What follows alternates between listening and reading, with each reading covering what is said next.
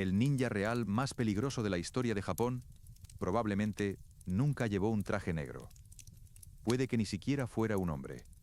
Bienvenido de nuevo a Duerme en Japón. Antes de empezar, si es la primera vez que nos escuchas, deja abajo en los comentarios tu país. Si ya eres de los habituales, deja abajo en los comentarios cuántos episodios llevas con nosotros. Esta noche vamos a hablar del ninja, pero no del que tienes en la cabeza ahora mismo. Vamos a separar, con calma y con datos reales detrás de cada afirmación, lo que de verdad sabemos de estos espías del Japón feudal, de lo que varios siglos de teatro, novela y cine terminaron inventando encima. Y te voy a hacer una promesa concreta. Antes de que termine esta noche, vas a saber exactamente cuándo, dónde y por qué nació el ninja de traje negro que probablemente tienes en la cabeza ahora mismo. Y no tiene nada que ver con ninguna batalla ni con ningún manual de espionaje del Japón medieval. Empecemos por el propio nombre. La palabra ninja es, en realidad, una lectura moderna de los mismos caracteres japoneses que, durante siglos, se leían de otra forma. Shinobi o shinobi no mono, la persona que se oculta. El término ninja, con esta pronunciación concreta, no se popularizó hasta bien entrado el siglo XX, principalmente a través del cine y la literatura de posguerra. Durante el propio periodo en el que estos espías existieron realmente, entre los siglos XIV y XVII, nadie los habría llamado ninjas en absoluto. Esto ya es en sí mismo un primer dato que probablemente no conocías.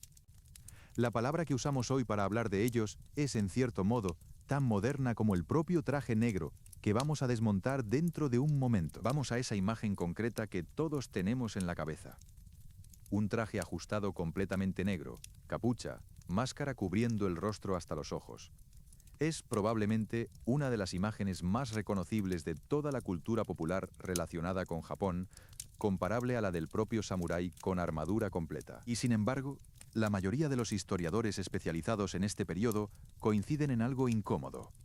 Un shinobi real, operando en el Japón del siglo XVI, jamás se habría movido así por el mundo. Habría sido, sencillamente, un suicidio profesional.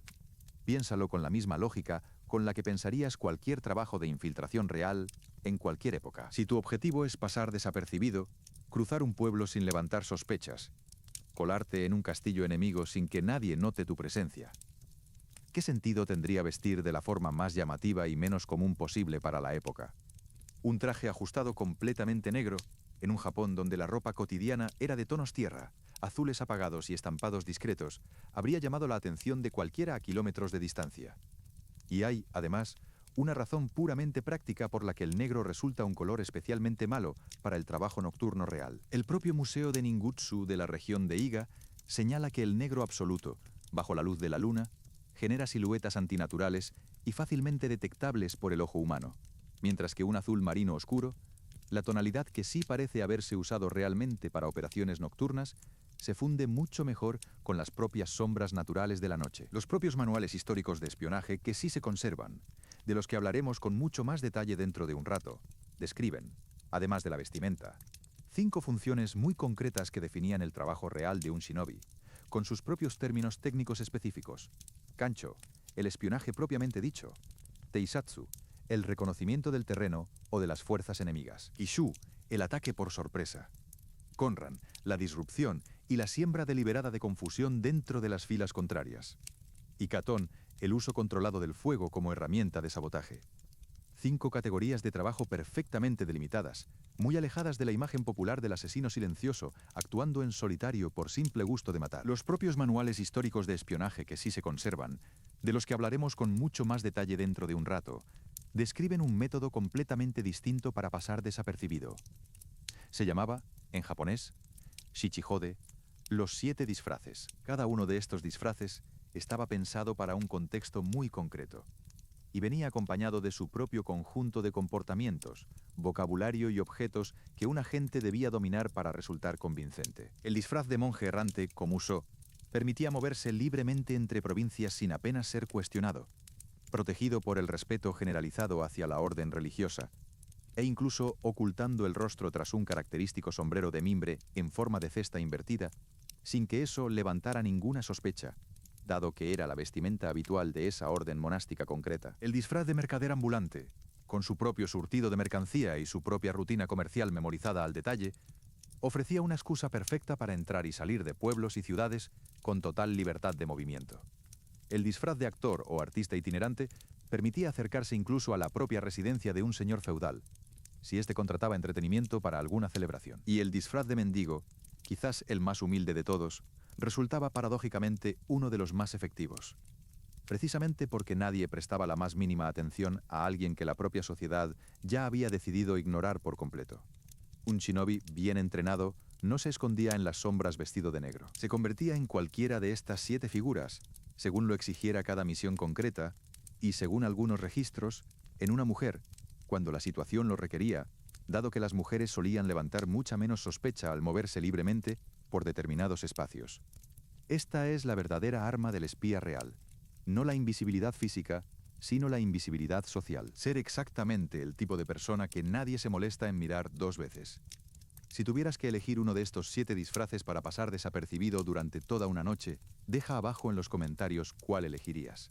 Yo, sinceramente, creo que el de mendigo es el más inteligente de todos, precisamente por lo incómodo que resulta. Si ya sabías que el disfraz de ninja clásico es un mito y no algo históricamente real, deja abajo en los comentarios un. Si es la primera vez que lo escuchas esta noche, deja abajo en los comentarios un. Entonces, si el shinobi real jamás vistió así, ¿de dónde salió exactamente esa imagen tan concreta, tan detallada y tan extendida por todo el mundo? Aquí es donde cumplo la promesa que te hice al principio de esta noche. La explicación más citada por historiadores especializados en el tema, entre ellos Stephen Turbull, uno de los autores que más ha escrito en inglés sobre la historia militar japonesa, señala directamente al teatro kabuki. Y para entenderla, necesitas conocer primero a una figura muy concreta de ese mismo teatro: el kuroko. El kuroko, literalmente persona de negro, es el tramoyista tradicional del teatro kabuki y también del teatro de marionetas bunraku. Va vestido de la cabeza a los pies con ropa completamente negra, y su función es mover objetos de atrezo, cambiar de escena, o incluso sujetar a un actor durante un movimiento acrobático complicado, todo ello delante del público, sin que éste, por convención teatral aceptada, vea realmente su presencia. Para entender bien esta convención, conviene situar primero al propio kabuki dentro de su contexto histórico. Esta forma de teatro nace, según la tradición aceptada por la mayoría de historiadores del arte japonés, a comienzos del siglo XVII, atribuida a una mujer llamada Okuni, asociada al santuario de Izumo, que empezó a representar danzas y pequeñas piezas dramáticas en los lechos secos del río Kamo, en Kioto, con un estilo lo bastante llamativo y popular como para distinguirse de inmediato del teatro no, mucho más formal y reservado a las clases altas. Con el paso de las décadas, el kabuki evolucionó hasta convertirse en la forma de entretenimiento popular por excelencia de todo el período Edo, con un público mucho más amplio y mucho menos aristocrático que el de cualquier otra forma teatral anterior, y con una necesidad constante de escenografía cada vez más elaborada para mantener enganchada a esa misma audiencia. Fue precisamente esa necesidad de escenografía compleja, cambios de vestuario rápidos y efectos visuales llamativos, la que dio origen a la figura del kuroko como la conocemos hoy. Es una convención parecida a la que usamos en el teatro occidental con los operadores de fondo negro, aunque llevada mucho más lejos. El público japonés, entrenado durante generaciones en este código visual, aprendía a ignorar activamente cualquier cosa vestida completamente de negro sobre un escenario. Ese vestuario no significaba invisible en un sentido literal. Significaba, dentro del lenguaje compartido del teatro, esto no forma parte de la historia que estás viendo. Y aquí está el giro que conecta ambas piezas. Cuando los dramaturgos de kabuki, ya bien entrado el periodo Edo, empezaron a llevar a escena historias sobre shinobi y espías, se enfrentaron a un problema puramente técnico. ¿Cómo representas a un personaje que se supone que es invisible para los demás personajes de la obra, dentro de un escenario donde todo el mundo, actores y tramoyistas incluidos, es perfectamente visible para el público? La solución fue tan simple como efectiva: vestir al actor que interpretaba al espía exactamente igual que a un kuroko. El público, siguiendo la misma convención que ya conocía de memoria, dejaba de ver a ese personaje durante toda la escena, tratándolo como parte del atrezo invisible, hasta el momento exacto en que el propio guión revelaba su presencia, generalmente en un giro dramático donde el espía invisible atacaba, o se descubría de repente ante otro personaje, y ante el propio público, que hasta ese instante lo había estado ignorando activamente sin darse cuenta. Quiero ser honesto contigo sobre algo, porque es exactamente el tipo de matiz que este canal siempre intenta rescatar. Esta teoría del kuroko, aunque es la más citada y la más extendida entre divulgadores e incluso entre algunos historiadores, no cuenta con un consenso académico absoluto. Anthony Cummins, investigador especializado en ninjutsu histórico, ha señalado que no existe documentación concreta y verificable que confirme esta transición específica y apunta hacia una explicación alternativa distinta, aunque relacionada. Según Cummins, gran parte de las representaciones más antiguas de ninjas en el teatro kabuki los mostraban, en realidad, de una forma bastante distinta a la que imaginamos hoy, vestidos de forma llamativa, casi como magos, realizando gestos rituales de manos llamados kujin, cargando pergaminos mágicos, en una estética mucho más cercana a la brujería teatral que al sigilo. Cummins propone que el traje negro ajustado que conocemos hoy podría derivar, en realidad, de la confusión popular posterior entre el shinobi y el nusubito, el ladrón común de la época, que sí solía llevar máscaras y ropa oscura para ocultar su identidad durante robos nocturnos, un elemento visual que terminó mezclándose con la imagen del espía en el imaginario popular de siglos posteriores. Lo que sí podemos decirte con seguridad, independientemente de cuál de las dos teorías resulte más precisa, es esto. El traje negro ajustado no es un elemento histórico verificado del shinobi real del periodo Sengoku. Es, casi con toda certeza, una construcción visual posterior, nacida del teatro o de la confusión con otra figura completamente distinta y consolidada durante los siglos siguientes hasta convertirse en la imagen que hoy reconoce el mundo entero. Esta consolidación visual no se limitó únicamente al propio escenario teatral. Durante el siglo XVIII y sobre todo a lo largo del XIX, el grabado ukiyo-e, esa técnica de estampado japonés que hoy asociamos con paisajes y retratos de actores kabuki, empezó también a representar a estos mismos personajes de espías con esa misma estética oscura y ajustada. Artistas como Utagawa Kunisada, uno de los grabadores más prolíficos de todo el periodo Edo, produjeron numerosas estampas de actores interpretando a shinobi, ya completamente vestidos con ese traje negro que hoy consideramos clásico, reforzando y difundiendo todavía más esta imagen concreta entre una población que, en su inmensa mayoría, jamás había visto a un espía real en toda su vida. Estas mismas estampas, con el tiempo, empezaron a aparecer también fuera del contexto puramente teatral, ilustrando episodios históricos de conflictos pasados o incluso escenas de novelas populares de la época, consolidando por completo, para cuando llegó el siglo XX y el cine, una imagen que ya nadie cuestionaba.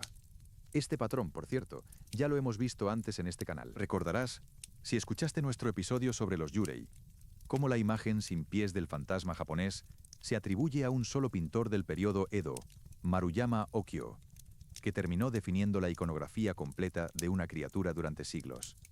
Aquí ocurre algo muy parecido, aunque con un origen algo más disputado.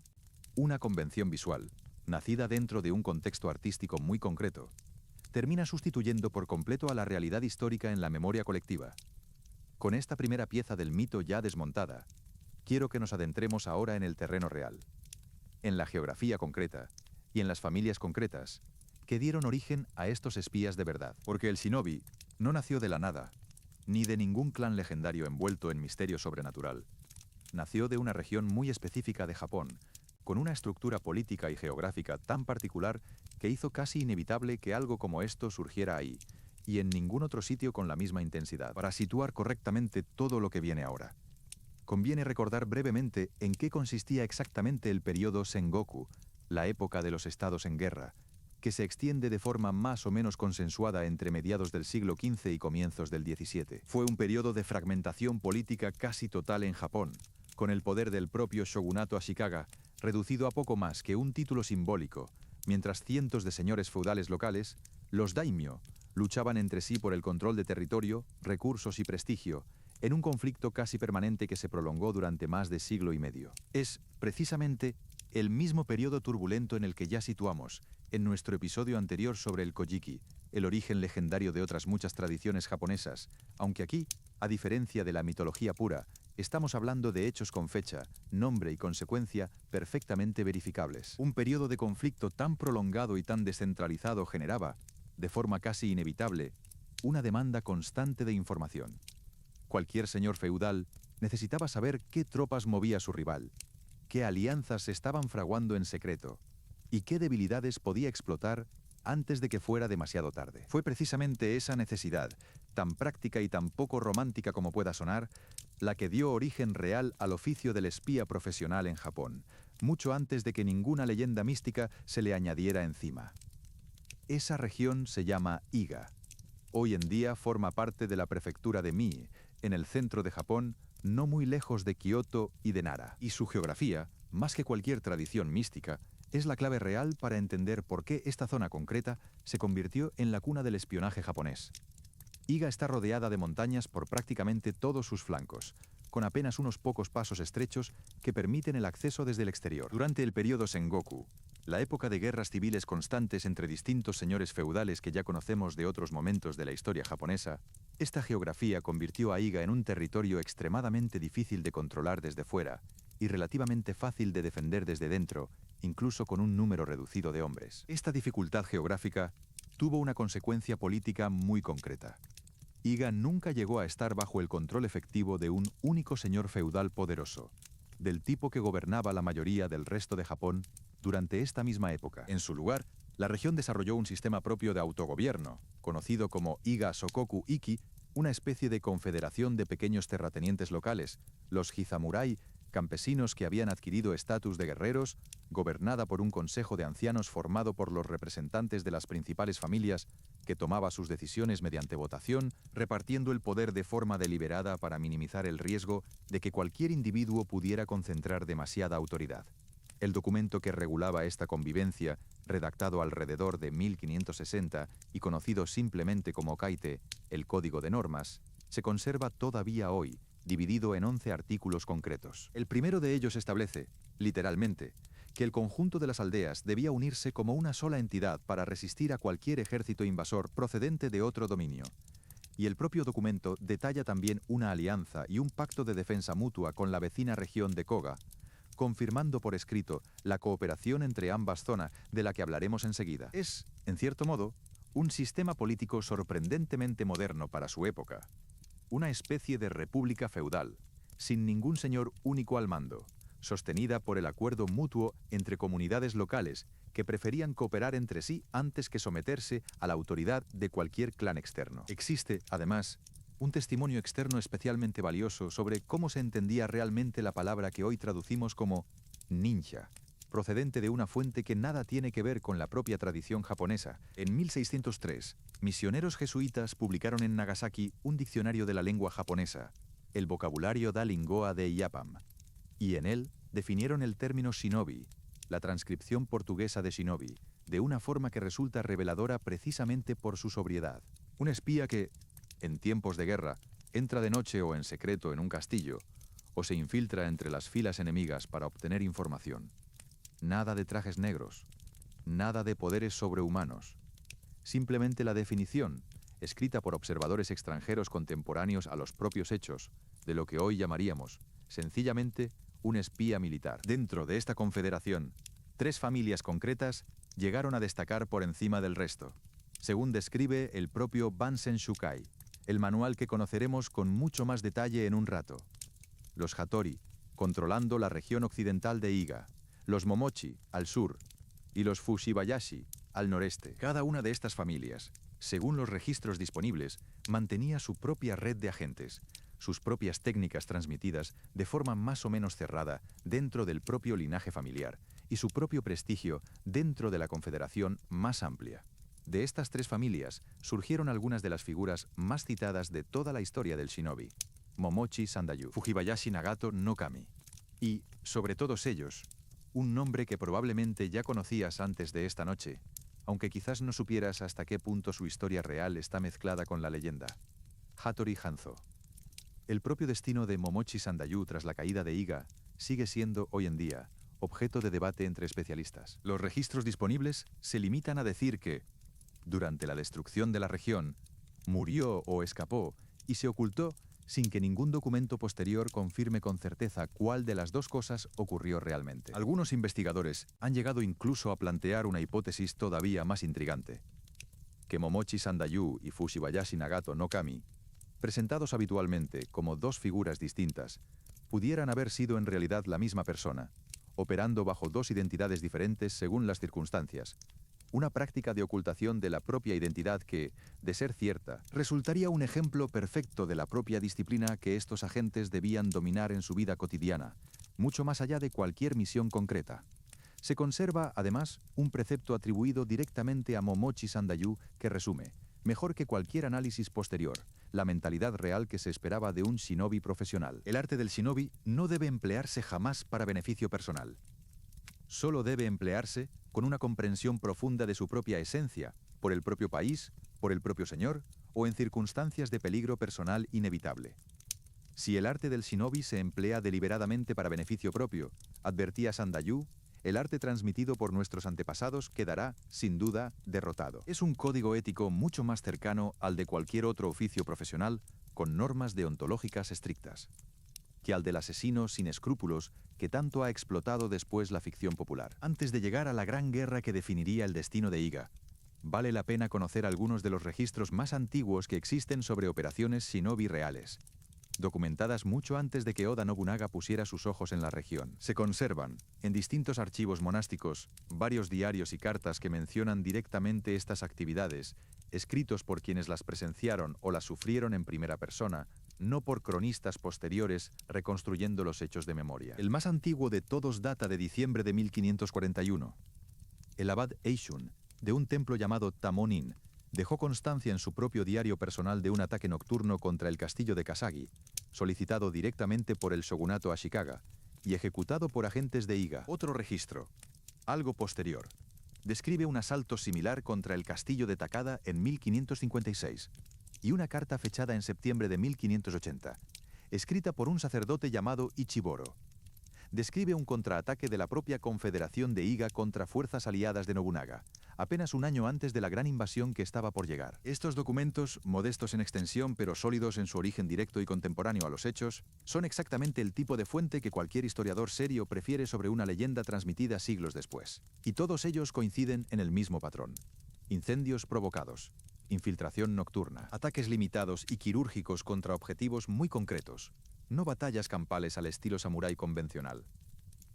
Si ya conocías el nombre de Hattori Hanzo antes de esta noche, deja abajo en los comentarios un. Muy cerca de Iga, separada por otra cadena montañosa, existía una segunda región con una estructura social y geográfica notablemente parecida: Koga, en la actual prefectura de Shiga. Aunque a menudo se presenta a Iga y Koga como rivales enfrentados, algo que sí explotaría después buena parte de la ficción popular sobre ninjas, los registros históricos disponibles sugieren una relación bastante más cooperativa de lo que la leyenda sugiere, con shinobi de ambas regiones colaborando en numerosas ocasiones documentadas, unidos por una geografía y una necesidad política muy similares frente al resto de Japón. De hecho, cuando Oda Nobukatsu lanzó su primera invasión fallida de Iga en 1579, varias fuentes de la época sitúan la ruta de invasión partiendo específicamente desde territorio de Koga, lo que sugiere que, cuando menos, ambas regiones compartían un conocimiento estrecho del terreno y de las rutas de acceso de la otra. Algo poco probable si de verdad hubieran sido rivales enconados durante generaciones. Como después, preferiría contar buena parte de la ficción popular. Koga, además, logró salir considerablemente mejor parada que su vecina Iga tras la caída de esta última, en parte gracias a haber mantenido una postura política algo más pragmática frente a los grandes señores feudales de la época. Y sus propios agentes continuarían prestando servicio, igual que los de Iga, bajo el shogunato Tokugawa durante generaciones. Este contraste entre el destino de Iga y el de Koga, una completamente arrasada y la otra manteniendo buena parte de su prestigio y su continuidad, es exactamente el tipo de detalle que la ficción posterior tiende a simplificar en una rivalidad limpia y bien definida, cuando la realidad histórica es bastante más gris, bastante más pragmática y bastante más interesante que cualquier enemistad legendaria entre dos escuelas rivales de ninjutsu. Esta autonomía política, sin embargo, tenía un precio que tarde o temprano habría que pagar. Y ese precio llegó, con toda su fuerza, de la mano de uno de los unificadores más despiadados y más efectivos de toda la historia japonesa, Oda Nobunaga. Antes de llegar a él, vale la pena señalar que la región de Koga, que ya hemos mencionado, no fue la única zona vecina donde se desarrolló una tradición de ninjutsu propia y diferenciada. Más al sur, en la región de Kishu, correspondiente en gran parte a la actual prefectura de Wakayama, se desarrolló también, con el tiempo, una tercera tradición reconocida, la escuela Kishu Ryu, que conoceremos con más detalle un poco más adelante esta misma noche, cuando hablemos del segundo gran manual técnico que se conserva sobre este oficio. Es importante tener presente, desde ya, que Iga y Koga, por muy centrales que sean en la historia que estamos contando, no agotan por completo el mapa de regiones japonesas donde esta misma práctica llegó a desarrollarse de forma organizada. Nobunaga, a principios de la década de 1580, controlaba ya la mayor parte del centro de Japón, incluyendo todas las regiones que rodeaban a Iga por sus fronteras. Una confederación autónoma de guerreros campesinos, capaz de organizar su propia defensa sin someterse a ningún señor externo, representaba exactamente el tipo de anomalía política que Nobunaga no estaba dispuesto a tolerar dentro de su propio proyecto de unificación del país. Iga no era, de hecho, el único caso de este tipo que Nobunaga se propuso eliminar. Durante esos mismos años, libró también una campaña larga y sangrienta contra el movimiento Ikoiki, una confederación religiosa de campesinos, monjes guerreros y comerciantes que había llegado a controlar varias provincias enteras de Japón durante décadas, mediante un sistema de organización comunitaria que, en muchos aspectos, recordaba al de la propia Iga. El asedio de su fortaleza principal, Ishiyama Honganji, en la actual Osaka, se prolongó durante más de una década, convirtiéndose en el sitio más largo de toda la historia militar japonesa, hasta que finalmente se rindió en 1580, apenas un año antes de que Nobunaga volcara toda esa misma determinación sobre Iga. Las cifras de estas otras campañas dan una idea muy precisa de hasta qué punto Nobunaga estaba dispuesto a llegar. En 1571, cuando los monjes guerreros del monte Yei se aliaron con sus enemigos, Nobunaga rodeó la montaña completa y le prendió fuego, matando, según distintas estimaciones, entre 4.000 y 20.000 personas, incluyendo monjes, monjas, trabajadores del templo y residentes locales que nada tenían que ver con el propio conflicto militar. 3 años después, en 1574, aplicó el mismo método contra la fortaleza de Nagashima, bloqueándola por tierra y mar antes de prenderle fuego, matando a otras 20.000 personas aproximadamente. Es precisamente este historial, y no ningún exceso puntual de furia tras la derrota de su hijo, el que explica por qué algunos de sus propios contemporáneos empezaron a referirse a él como Dairokuten Mao, el rey demonio del sexto cielo, un título que el propio Nobunaga, según algunos registros, llegó a emplear él mismo en determinados contextos, lejos de rechazarlo. Si ya conocías la reputación de Oda Nobunaga como uno de los señores feudales más despiadados de toda la historia japonesa, deja abajo en los comentarios un. Visto en este contexto más amplio, la destrucción de Iga no fue un episodio aislado de crueldad desmedida, sino la culminación de un patrón político deliberado y muy consistente por parte de Nobunaga. Cualquier forma de autogobierno colectivo, cualquier estructura de poder que no respondiera directamente ante su autoridad personal, representaba una amenaza que tarde o temprano sería eliminada, con independencia del coste humano que eso pudiera suponer. Este dato, el de una campaña de más de una década contra el Ikoiki, apenas un año antes de volcarse contra Iga, cambia bastante la imagen de lo que viene a continuación. No estamos ante un capricho puntual de un señor de la guerra irritado por la derrota de su hijo.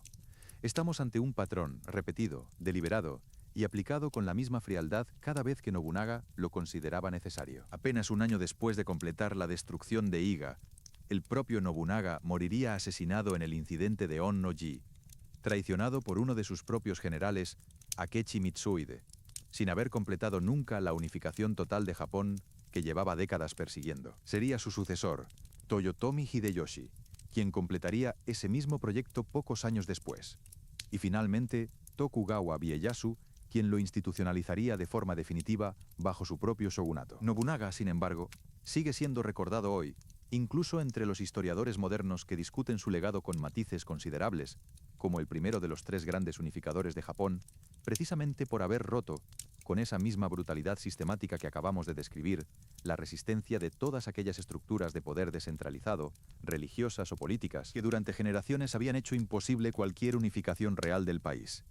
En 1579, el propio hijo de Nobunaga, Oda Nobukatsu, lanzó una primera invasión de Iga, sin contar con el permiso explícito de su padre, al frente de unos 8.000 hombres, avanzando desde su propio feudo en la vecina provincia de Ise. Su motivación, según distintos registros, combinaba tanto el deseo de demostrar su propia capacidad militar de forma independiente, como la irritación por un incidente previo, en el que fuerzas de Iga habían incendiado un castillo que él mismo había mandado construir cerca de la frontera con esa misma región, como base para una futura invasión. Lo que ocurrió a continuación es, probablemente, uno de los episodios más citados de toda la historia militar relacionada con el shinobi real.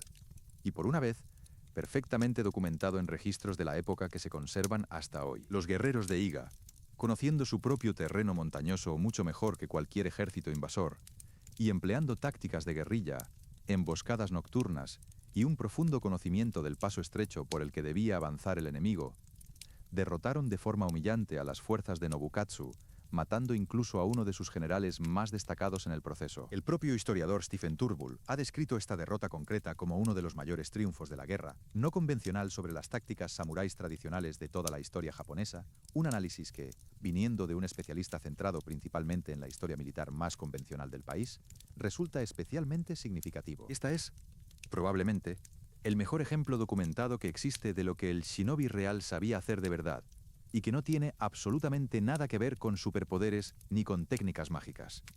Conocimiento profundo del terreno propio, tácticas de guerrilla adaptadas a un territorio hostil para cualquier invasor, y la capacidad de convertir la desventaja numérica en una ventaja táctica real mediante inteligencia, paciencia y conocimiento acumulado durante generaciones sobre un mismo pedazo de tierra.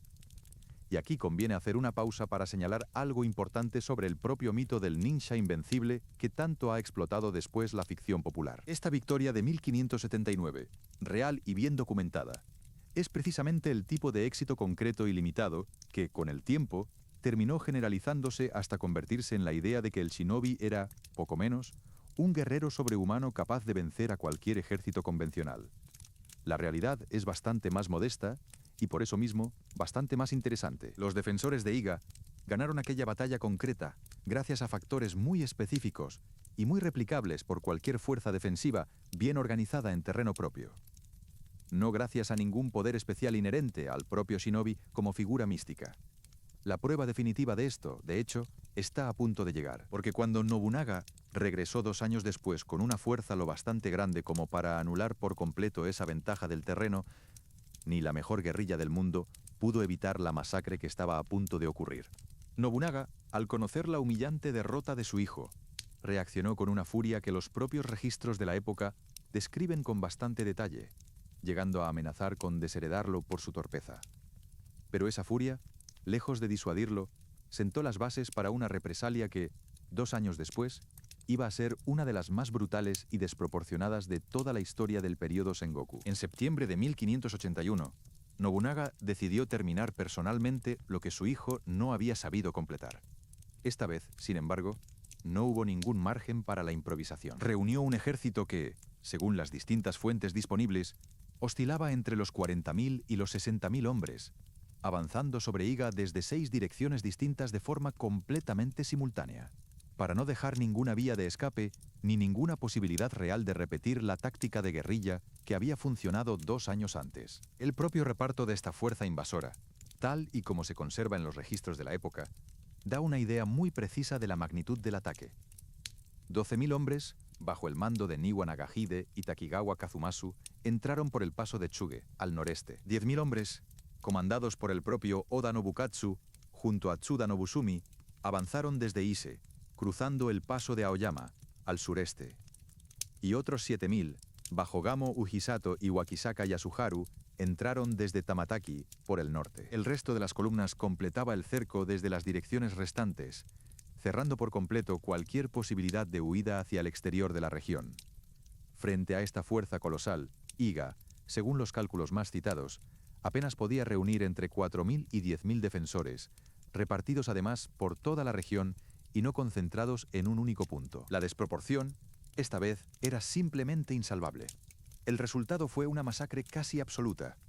Los relatos de la época describen aldeas enteras incendiadas, templos y santuarios arrasados sin ninguna distinción, y una campaña de tierra quemada deliberada, diseñada explícitamente por Nobunaga para que Iga jamás pudiera volver a representar una amenaza para su autoridad. Se calcula que la propia región tenía, en aquel momento, una población total en torno a los 90.000 habitantes, lo que significa que el ejército invasor superaba, él solo, a más de la mitad de toda la población civil de la zona que pretendía someter.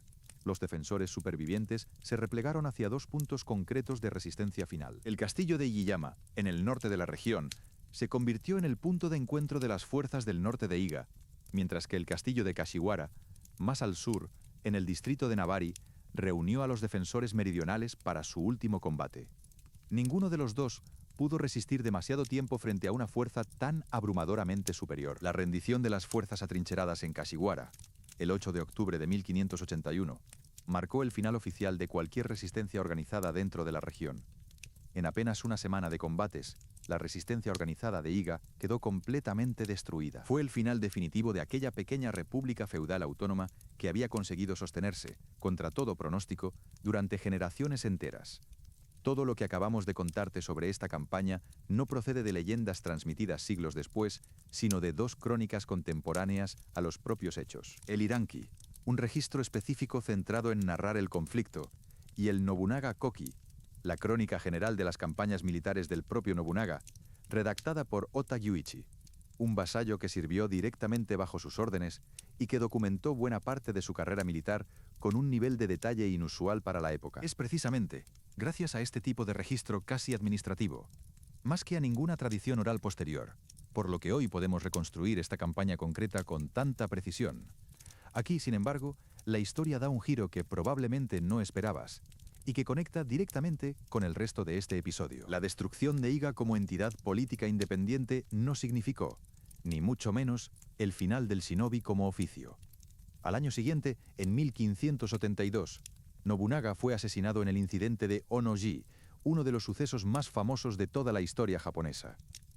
Antes incluso de que el polvo se asentara sobre este magnicidio, los restos de la resistencia de Iga vieron una última oportunidad. En junio de aquel mismo año, aprovechando el caos político que siguió a la muerte de Nobunaga, estalló una tercera insurrección, más limitada que las dos anteriores, protagonizada en parte por Kitabatake Tomochika, un noble desposeído que había encontrado refugio en la propia Iga tras un levantamiento fallido en la vecina provincia de Ise. Las fuerzas rebeldes se atrincheraron de nuevo en el castillo de Kashiwara y en otros puntos fortificados de la región, obligando a Oda Nobukatsu, el mismo hijo humillado años antes por su primera derrota, a enviar a su propio vasallo Takigawa Katsutoshi para sofocar definitivamente cualquier resto de rebelión. Esta tercera y última revuelta terminó igual de mal que las anteriores para los intereses de Iga, cerrando de forma definitiva cualquier posibilidad real de recuperar la independencia perdida.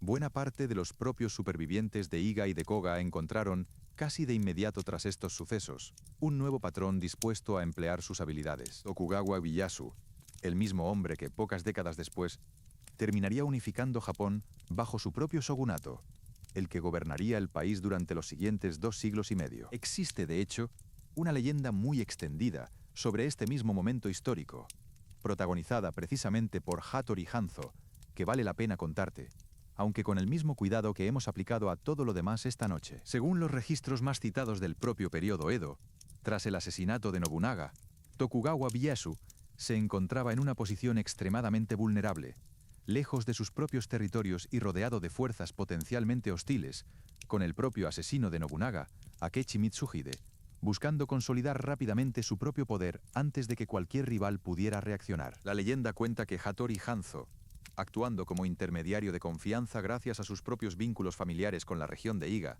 negoció con antiguos shinobi de la zona, movilizando a unos 300 hombres para escoltar a Ieyasu de vuelta a un territorio seguro, cruzando precisamente las montañas de la propia región de Iga y Koga, en una marcha forzada de varios días, en lo que se conoce hoy como el Cruce de Iga. Iga-Goe es una historia extraordinaria, y probablemente la razón principal por la que el nombre de Hattori Hanzo sigue siendo, hoy en día, el más reconocido de todo el mundo del shinobi histórico, hasta el punto de que una de las puertas del propio Palacio Imperial de Tokio lleva su nombre en su honor, precisamente por su papel en proteger al fundador del shogunato que gobernaría el país durante los siguientes 2 siglos y medio. Pero con la misma honestidad que ya hemos aplicado varias veces esta noche, tengo que decirte algo importante. Historiadores japoneses modernos, entre ellos Tatsuo Fujita, han expresado dudas considerables sobre la veracidad exacta de este relato, señalando que la historia, tal y como la conocemos, no aparece documentada hasta el siglo XVIII, durante el gobierno del shogun Tokugawa Yoshimune, más de 100 años después de que los hechos hubieran ocurrido supuestamente. Precisamente en un periodo en el que el propio shogunato tenía un interés político considerable en reforzar y embellecer los orígenes heroicos de su propia dinastía fundadora. Esto no significa, necesariamente, que la historia sea pura invención.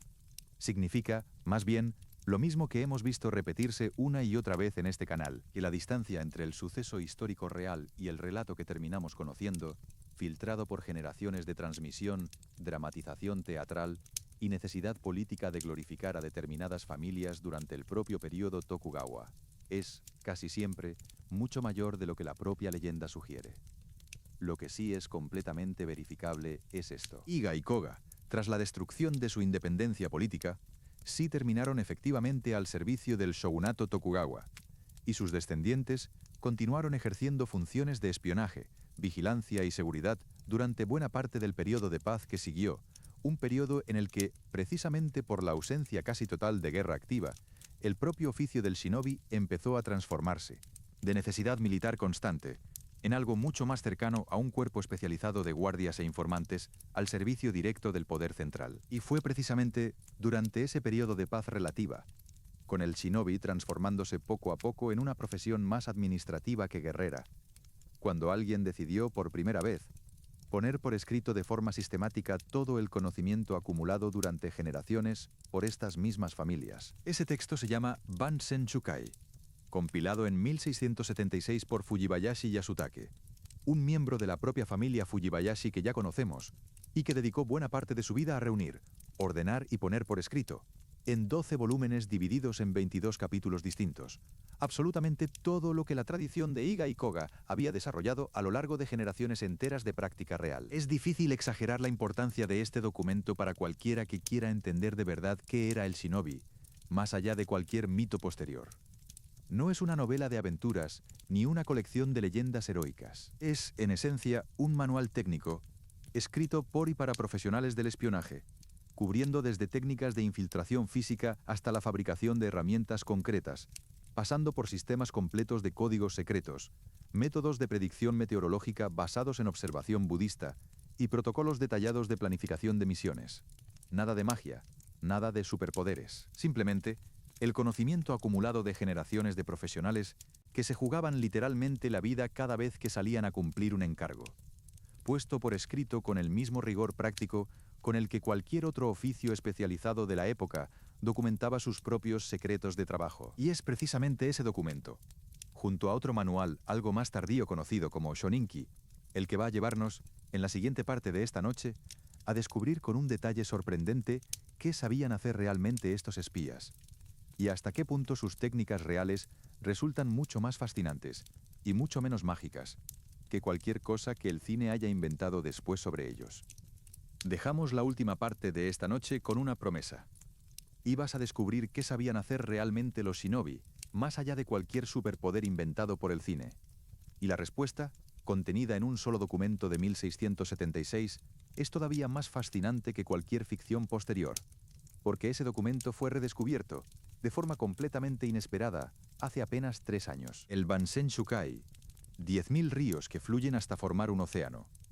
Es el manual más extenso y más citado de todos los que se conservan sobre ninjutsu histórico. Lo compiló en 1676, Fujibayashi Yasutake, descendiente directo de aquella misma familia Fujibayashi que ya conocemos, reuniendo en 10 volúmenes encuadernados a mano el conocimiento acumulado durante generaciones por las escuelas de Iga y Koga. Conviene situar el propio momento histórico en el que se redactó este documento, porque explica mucho sobre su propia naturaleza. Para 1676, Japón llevaba ya más de 7 décadas bajo el gobierno pacificado del shogunato Tokugawa, y la necesidad real y constante de espías de campo, la que había definido la vida de generaciones anteriores de shinobi, se había reducido drásticamente. Fujibayashi Yasutake, escribiendo bajo el cuarto shogun de esta misma dinastía, no estaba documentando una práctica en pleno apogeo, sino preservando, de forma deliberada y casi arqueológica, el conocimiento heredado de un oficio que él mismo veía transformarse ante sus propios ojos, y que temía perder para siempre si nadie se molestaba en ponerlo por escrito de forma sistemática. Esta circunstancia tiene una consecuencia importante para cómo debemos leer el propio texto hoy en día. No es un manual de campo escrito por alguien en plena actividad bélica, sino una obra de recopilación y sistematización tardía, filtrada inevitablemente por la perspectiva de alguien que miraba hacia atrás, hacia una época que él mismo consideraba ya en buena medida terminada. El propio manuscrito original, curiosamente, no gozó de demasiado prestigio durante los siglos siguientes a su redacción. Hacia finales del siglo XVIII, representantes de la región de Koga presentaron una copia del documento al propio shogunato, como parte de una petición formal para obtener una asignación económica oficial, alegando precisamente los servicios históricos prestados por sus antepasados. Esa misma copia, sorprendentemente, se conserva todavía hoy en la Biblioteca de la Dieta Nacional de Japón. Tras la Segunda Guerra Mundial, se permitió la circulación de un número limitado de copias manuscritas adicionales, algunas de las cuales llegaron finalmente a bibliotecas universitarias y nacionales de todo el país, sentando las bases para el redescubrimiento académico del documento que se produciría ya de forma mucho más intensa durante las últimas décadas. El propio texto afirma resumir el contenido de una obra todavía más antigua, el Kanrin Seiyo, cuya existencia se dio por perdida o directamente por inventada durante siglos. Ningún ejemplar conocido había sobrevivido hasta junio de 2022, cuando un manuscrito correspondiente al segundo volumen de esa misma obra, copiado en 1748, apareció de forma inesperada en un archivo japonés. Según los especialistas que han empezado a estudiar este hallazgo, el propio Kanrin Seiyo original se redactó precisamente para preservar el conocimiento desarrollado durante el periodo de conflicto casi constante que se extendió, en términos generales, desde la guerra Nin, a finales del siglo XV, hasta el fin del sitio de Osaka, ya bien entrado el siglo XVII, es decir, prácticamente los mismos 150 años de historia japonesa que hemos ido recorriendo, episodio tras episodio, a lo largo de toda esta noche. Es, literalmente, un descubrimiento documental sobre la historia del shinobi ocurrido durante los últimos años, mientras tú y yo seguíamos aquí, sin saber que algo así acababa de confirmarse. La estructura interna del Bansenshukai es mucho más metódica de lo que cualquier manual mágico de ficción podría sugerir. Los dos primeros volúmenes no hablan de técnicas, sino de filosofía y ética. Establecen que el shinobi solo actúa de forma legítima al servicio de su señor, y que la misión ideal es siempre aquella que se completa sin necesidad de violencia. Le sigue un bloque de varios volúmenes dedicado específicamente a shochi, directrices para comandantes, que no se dirige al propio shinobi, sino a los señores y generales que debían saber emplearlo correctamente. Estas páginas insisten en una idea que probablemente no esperabas encontrar en un manual de espionaje. Un solo agente correctamente desplegado, argumenta el propio texto, puede llegar a derrotar por sí solo a miles de enemigos, no mediante ningún combate directo, sino mediante la calidad de la información que aporta, o mediante la discordia que logra sembrar dentro de las propias filas contrarias antes de que se dispare una sola flecha. Los volúmenes siguientes, agrupados bajo el término yonin, ocultación abierta, tratan sobre disfraces, manipulación social y la construcción de identidades falsas sostenibles bajo presión. Básicamente, todo lo que ya conocimos hace un rato con los 7 disfraces. Los volúmenes dedicados al Innin, ocultación en la sombra, son los que la propia tradición considera más delicados, tratando movimiento nocturno, entrada encubierta y vigilancia sin ser detectado. Incluyen instrucciones detalladas sobre cómo desplazarse en completo silencio a través de distintos tipos de superficie, cómo sincronizar los propios movimientos con el sonido ambiental para camuflar cualquier ruido involuntario y cómo calcular el tiempo exacto de las rondas de vigilancia enemigas mediante observación paciente y prolongada antes de intentar cualquier infiltración real. Es, en esencia, un compendio de paciencia sistematizada, mucho más que de cualquier habilidad física extraordinaria. Y el resto del documento se reparte entre Tenji, la predicción del clima, y las mareas mediante observación, Toki, herramientas de escalada, Suiki, equipamiento acuático basado en gran parte en conocimiento pirata, Kaiki, herramientas de allanamiento, incluyendo instrucciones detalladas sobre cerrajería de la época. Y finalmente Kaki, técnicas de fuego, con fórmulas para explosivos, bombas de humo y distintos preparados médicos y tóxicos. Los propios traductores modernos del Bansenshukai han señalado que el apartado dedicado a las herramientas de allanamiento incluye, entre otras cosas, una explicación detallada de los sistemas de cerraduras empleados en la arquitectura japonesa de la época, junto con un catálogo completo de instrumentos, muchos de ellos adaptados directamente de herramientas de carpintería convencionales, pero reducidos de tamaño y hechos más flexibles para poder ocultarlos con facilidad entre la ropa. Este apartado concreto, según reconocen los propios especialistas que lo han estudiado con detalle, ha quedado en gran medida obsoleto para cualquier aplicación práctica actual, dado que los sistemas de cerrajería japoneses de aquella época no guardan ninguna relación con los mecanismos modernos. Las secciones dedicadas al fuego, en cambio, siguen resultando de interés histórico considerable, precisamente por la variedad y la sofisticación de las fórmulas descritas, que abarcan desde simples antorchas hasta preparados incendiarios bastante más elaborados, además de un uso temprano y notablemente inventivo de distintos tipos de armas de fuego portátiles, adaptadas específicamente a las necesidades del trabajo encubierto. Quiero que te detengas un momento en algo que ya hemos repetido varias veces esta noche, porque aquí se confirma con un detalle asombroso. El propio Bansen Shukai es explícito al respecto. No hay ninguna habilidad sobrenatural descrita en sus páginas. Cada técnica se atribuye directamente a la destreza, el conocimiento acumulado, el sentido de la oportunidad y la psicología humana. Lo que la ficción posterior trataría como magia. El propio manual lo explica, sin ninguna excepción, como el resultado de preparación y experiencia. Hay un ejemplo concreto que ilustra perfectamente cómo funciona este proceso de exageración progresiva, y que probablemente ya conoces de alguna película o videojuego. El Mizugumo, literalmente araña de agua, aparece representado en la cultura popular como un par de zapatos flotantes que permitían al shinobi caminar literalmente sobre la superficie del agua, desafiando toda lógica física elemental. La imagen es tan repetida que se ha convertido en una de las señas de identidad visuales del ninja de ficción. El propio Bansen Shukai, sin embargo, describe algo bastante más modesto y bastante más plausible. Un único dispositivo, no un par, que funcionaba más como un flotador o salvavidas individual que como una plataforma para caminar sobre el agua de pie. Se empleaba, según el propio texto, más para cruzar terrenos pantanosos con mayor estabilidad que para desafiar la física en aguas abiertas. La distancia entre esta descripción original y la imagen que hoy tenemos en la cabeza es, en sí misma, un ejemplo perfecto de cómo funciona la transformación de un objeto real y funcional en un elemento prácticamente mágico, a base de sucesivas reinterpretaciones artísticas a lo largo de generaciones. Hay un ejemplo adicional, fuera ya del propio Bansen Shukai, que ilustra perfectamente este mismo patrón de atribución retroactiva. El kusarigama, esa hoz unida a una cadena con un peso en el extremo, aparece representada en prácticamente cualquier producción de ficción sobre ninjas como un arma característica y distintiva del propio shinobi. Algo muy similar ocurre con el propio shuriken, probablemente el objeto más universalmente asociado al ninja en toda la cultura popular internacional. La ficción lo presenta habitualmente como un arma mortal, capaz de atravesar limpiamente a un adversario de un solo lanzamiento certero. La realidad histórica documentada es bastante más modesta. El propio tamaño y peso de un shuriken real, ya fuera en forma de estrella metálica o de simple varilla puntiaguda, lo convertían en un arma pensada sobre todo para distraer o incapacitar parcialmente a un adversario, ganando así el tiempo necesario para escapar o para acercarse lo suficiente y emplear un arma más efectiva, nunca como método principal para acabar directamente con la vida de nadie. Es, una vez más, el mismo patrón que hemos visto repetirse durante toda esta noche. Un objeto real y funcional, con un propósito bastante más modesto y bastante más práctico que el que la ficción posterior terminaría atribuyéndole.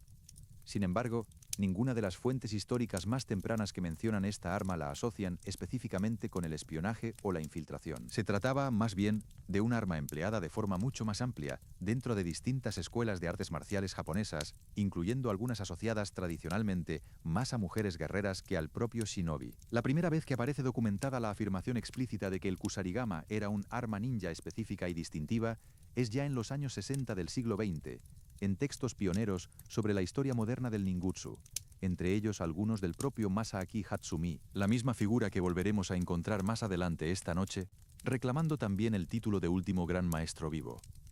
Investigadores críticos especializados en desmontar este mismo tipo de atribución retroactiva han señalado que este patrón se repite una y otra vez con prácticamente cualquier herramienta, arma o prenda de vestir de la época. Cualquier objeto cotidiano de la vida rural japonesa, desde sandalias de nieve hasta el propio tofu, puede terminar reinterpretado como equipo secreto del shinobi, simplemente añadiendo la afirmación de que su versión concreta empleada por los ninjas era, de alguna manera, distinta y superior a la versión convencional usada por cualquier otra persona de la época. El propio ninjatō, esa espada recta y corta que la ficción presenta como el arma característica del ninja, frente a la curvada katana del samurái, es otro ejemplo de esta misma dinámica.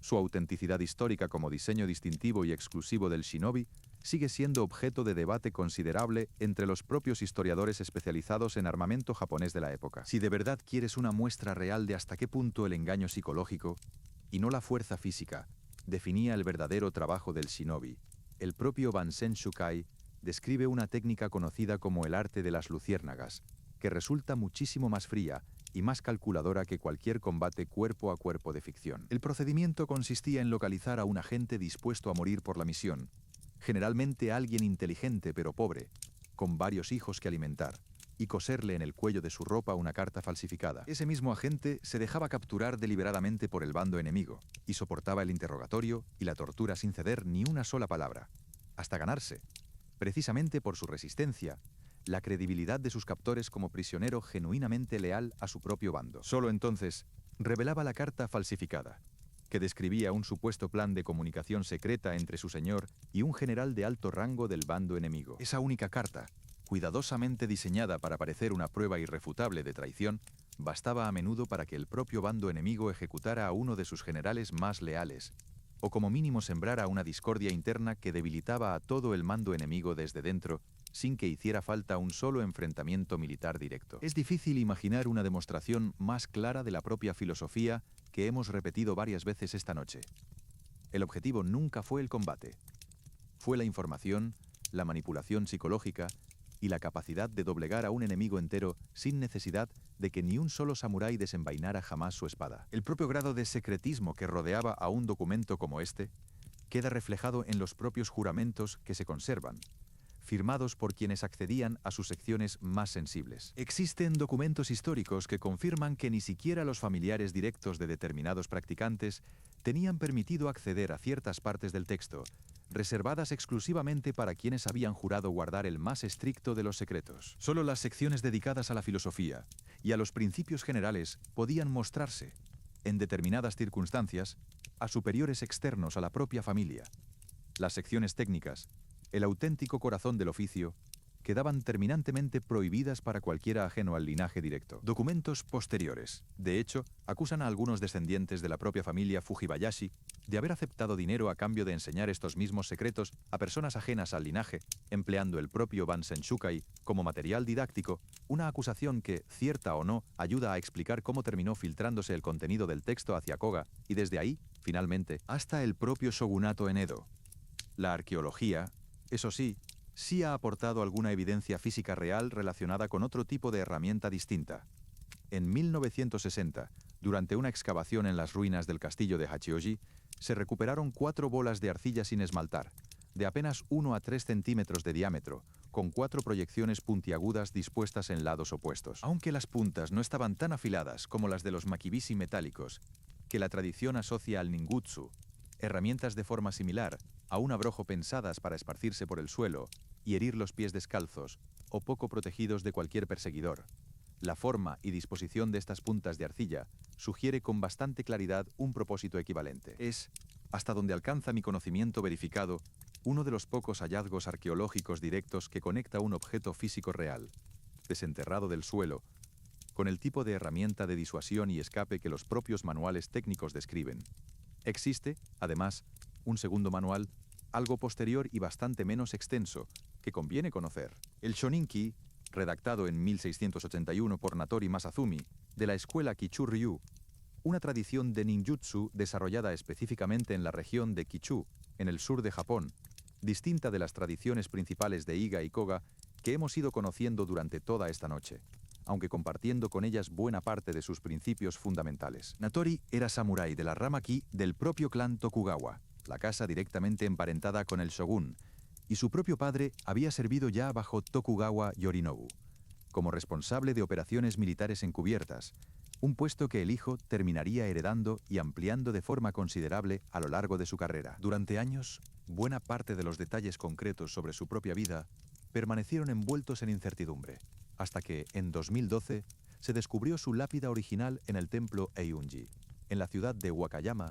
un hallazgo relativamente reciente que permitió a los investigadores confirmar, por fin, con precisión, distintos aspectos de su biografía que hasta entonces solo podían deducirse de forma indirecta.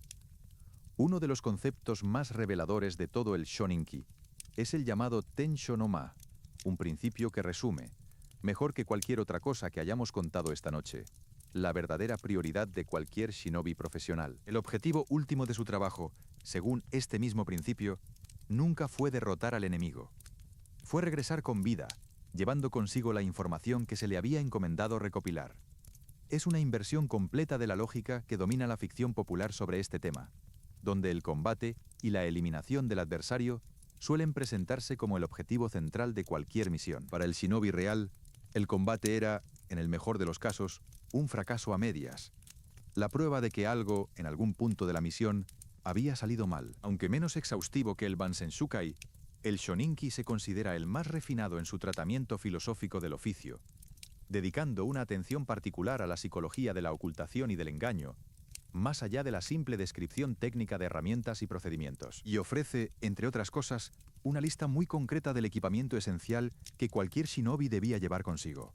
Un sombrero de paja trenzada, una cuerda con un gancho en un extremo, piedras para grabar mensajes, medicinas, un trozo de tela de unas dimensiones muy precisas y material para encender fuego. El propio texto añade, con una honestidad que resulta casi entrañable, que los detalles exactos sobre el uso de cada herramienta se transmitían en secreto, de maestro a discípulo, y no se explicaban por escrito ni siquiera en un documento tan detallado como este, dejando constancia de que, incluso dentro de la propia tradición shinobi, existían distintos niveles de conocimiento reservados únicamente a quienes habían demostrado suficiente confianza y experiencia dentro de su propia escuela. Si ya conocías el nombre del Bansenshukai, antes de esta noche, deja abajo en los comentarios un «Ahora bien, quiero ser tan honesto contigo con este documento como lo he sido con todo lo demás esta noche».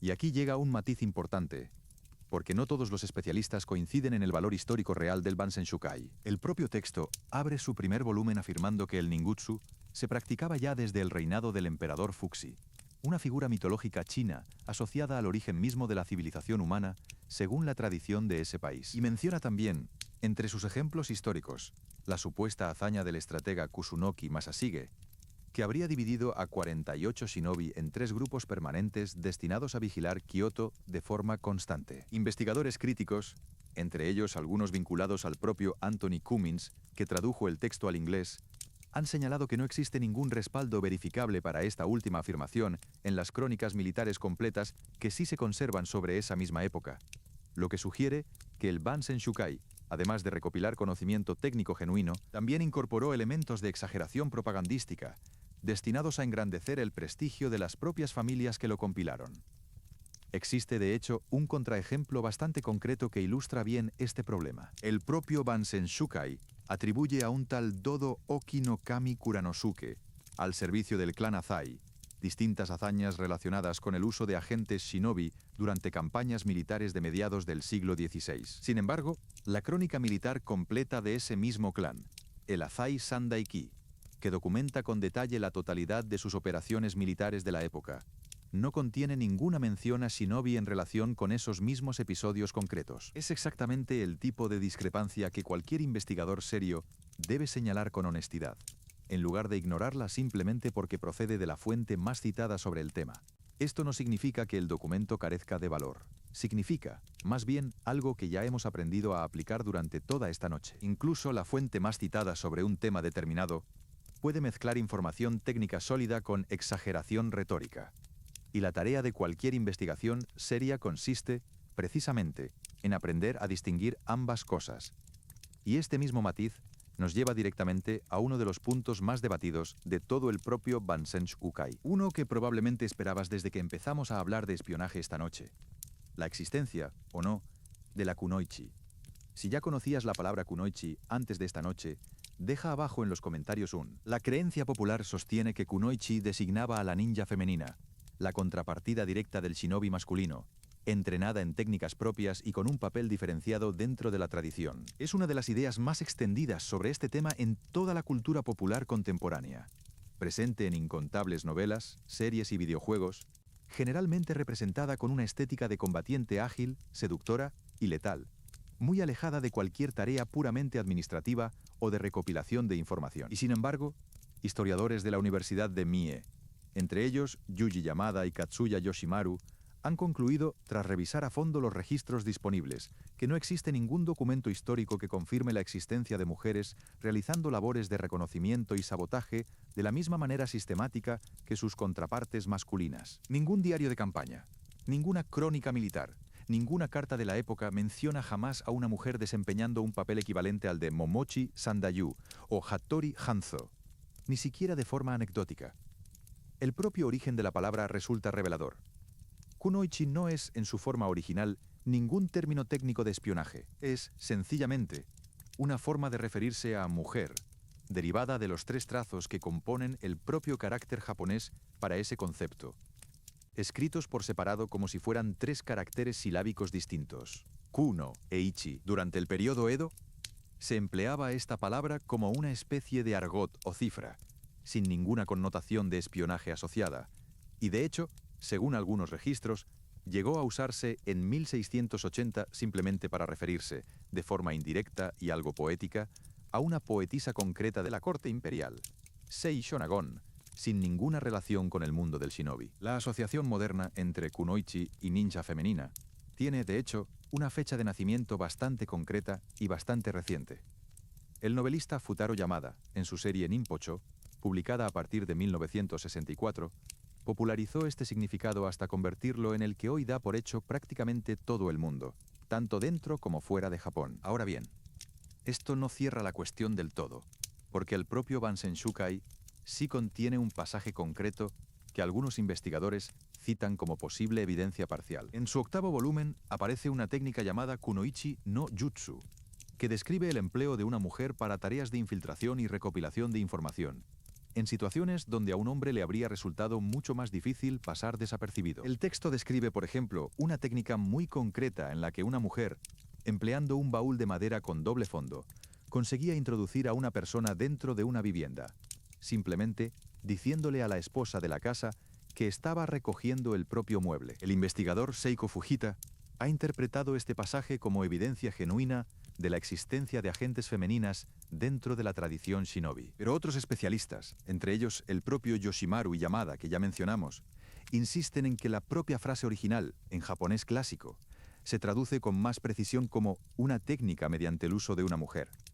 Una formulación bastante distinta a la de una mujer entrenada como ninja profesional. Es, en el fondo, la diferencia entre emplear a alguien como recurso puntual para una tarea concreta y reconocer la existencia de todo un rol profesional formalizado y transmitido de la misma manera que el del shinobi masculino.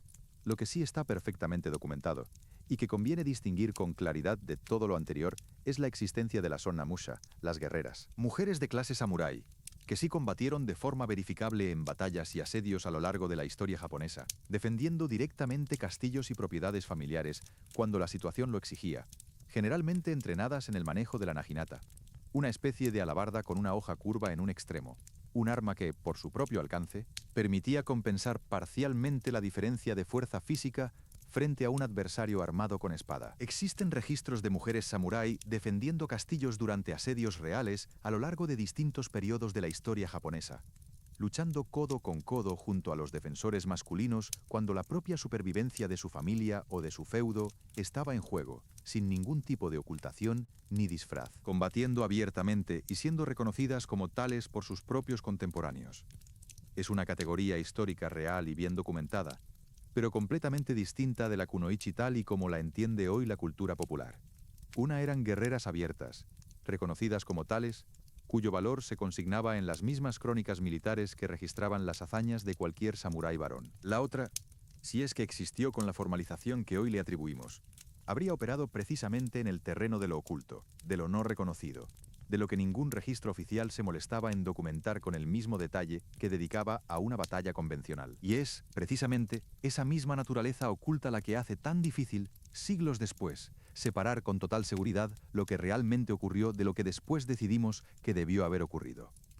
Lo que esto nos deja, en definitiva, es una imagen bastante más matizada que el simple sí o no que la mayoría de contenidos sobre este tema suelen ofrecer. Las mujeres sí participaron, de forma verificable, en tareas de infiltración y recopilación de información, aprovechando precisamente los espacios sociales, como el servicio doméstico en casas ajenas, a los que un hombre difícilmente habría tenido el mismo acceso. Pero la existencia de la kunoichi como categoría formal, entrenada y equivalente exacta al shinobi masculino sigue siendo, hasta hoy, objeto de debate legítimo entre los propios especialistas que han dedicado su carrera a estudiar estos documentos con el mayor rigor posible. Si tuvieras que apostar, ahora mismo, por una de las dos posturas de este debate académico, deja abajo en los comentarios un si crees que la kunoichi formal sí existió de algún modo, o un si crees que se trata sobre todo de una reinterpretación moderna de una palabra que originalmente solo significaba mujer. Con los manuales y sus propios límites ya claros, quiero cerrar esta parte de la noche con algo que resuelve, de la forma más contundente posible, cualquier duda que pudiera quedarte sobre si el shinobi fue alguna vez real. Vamos a los últimos registros de combate documentado, aquellos en los que ninjas reales, con nombre, con diario de campaña y con fecha exacta, aparecen actuando en un conflicto verificable. En 1600, durante la campaña que llevaría a la histórica batalla de Sekigahara, uno de los enfrentamientos más decisivos de toda la historia japonesa, que terminaría consolidando de forma definitiva el poder de Tokugawa Ieyasu sobre el resto de señores feudales rivales, varios centenares de shinobi de Koga participaron en la defensa del castillo de Fushimi, bajo el mando de Tori Mototada. Mototada, consciente de que su reducida guarnición no tenía posibilidad real de resistir indefinidamente frente al ejército muy superior que se aproximaba, aceptó de todos modos la misión de retener al enemigo el mayor tiempo posible, sacrificando conscientemente su propia guarnición para ganar tiempo crucial que permitiera a Ieyasu reorganizar sus fuerzas antes del enfrentamiento decisivo. Las cifras reales de este asedio dan una idea muy precisa de la magnitud del sacrificio. Frente a un ejército de unos 40.000 hombres bajo el mando de Ishida Mitsunari, Mototada apenas disponía de entre 1.800 y 2.300 defensores. Y sin embargo, la fortaleza, construida originalmente como residencia de retiro para el propio Toyotomi Hideyoshi, resistió durante 10 u 11 días completos frente a una fuerza más de 20 veces superior, gracias en parte al terreno defendible y en parte a la determinación de sus defensores. El desenlace llegó, finalmente, no por la fuerza bruta del asedio exterior, sino por la traición desde dentro.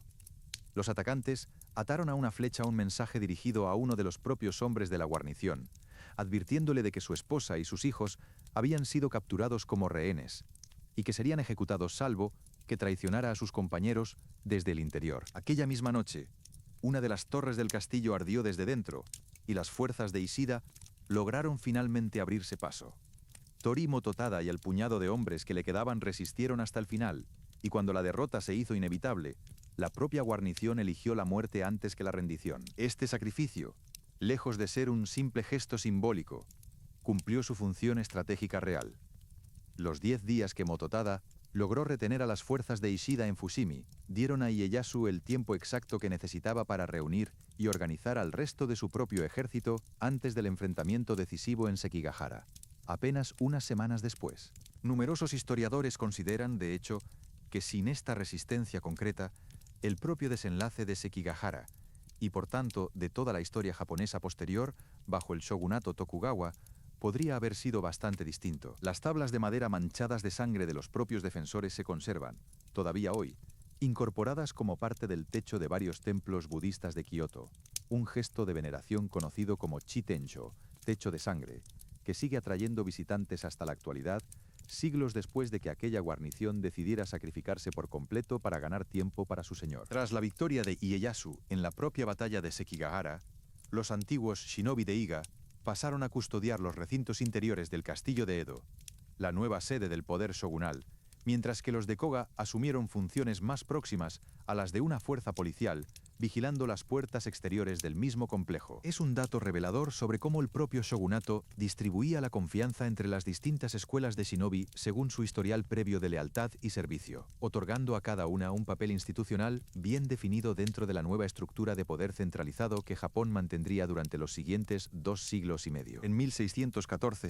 durante el sitio de Osaka, uno de los últimos grandes conflictos militares del propio periodo Sengoku, Miura Yoemon, un shinobi ya al servicio directo de Tokugawa, reclutó a otros 10 agentes de la región de Iga y los introdujo dentro del propio castillo de Osaka con una misión muy concreta: sembrar discordia entre los generales enemigos, debilitando su cohesión desde dentro antes de que la batalla convencional siquiera comenzara. Durante la campaña posterior, conocida como la campaña de verano de ese mismo sitio, estos mismos agentes llegaron a combatir junto a las tropas regulares en la batalla de Tennoji, en uno de los últimos episodios de combate abierto que precedieron a la pacificación definitiva de todo el país bajo el shogunato Tokugawa. Pero el registro más detallado, más tardío y en cierto modo más conmovedor de todos, llega más de 2 décadas después, durante la rebelión de Shimabara, entre 1637 y 1638.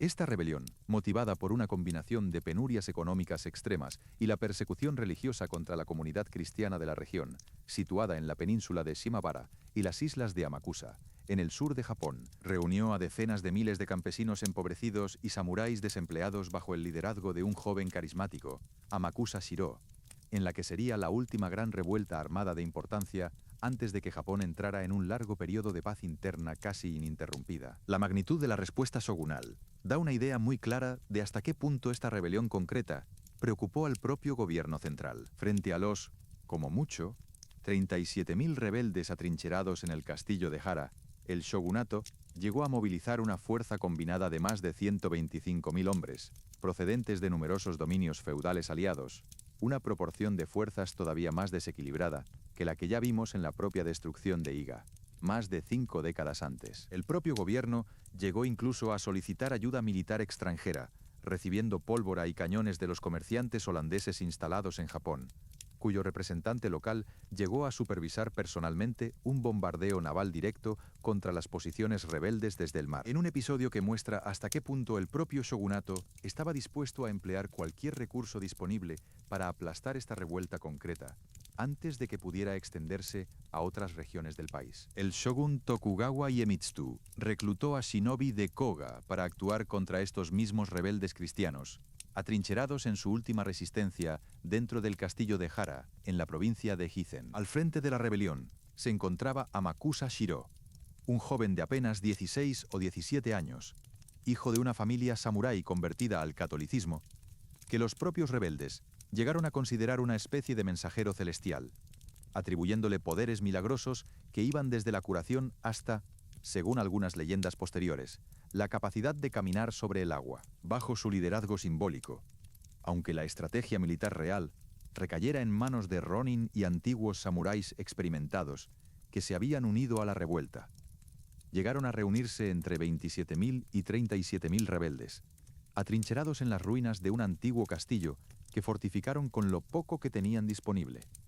El propio asedio, prolongado durante meses, llegó a reducir a los defensores a alimentarse de musgo y hierba silvestre ante la escasez extrema de provisiones. Y fue precisamente esta escasez la que terminó filtrándose al exterior gracias a la traición de uno de los propios rebeldes, llamada Emosaku, que hizo llegar a las fuerzas shogunales la información de que las reservas de comida dentro del castillo estaban a punto de agotarse. Fue esta misma información, combinada con el trabajo de reconocimiento que los agentes de Koga ya venían realizando sobre el terreno, lo que llevó a Matsudaira Nobutsuna a lanzar el asalto final que terminaría con la revuelta.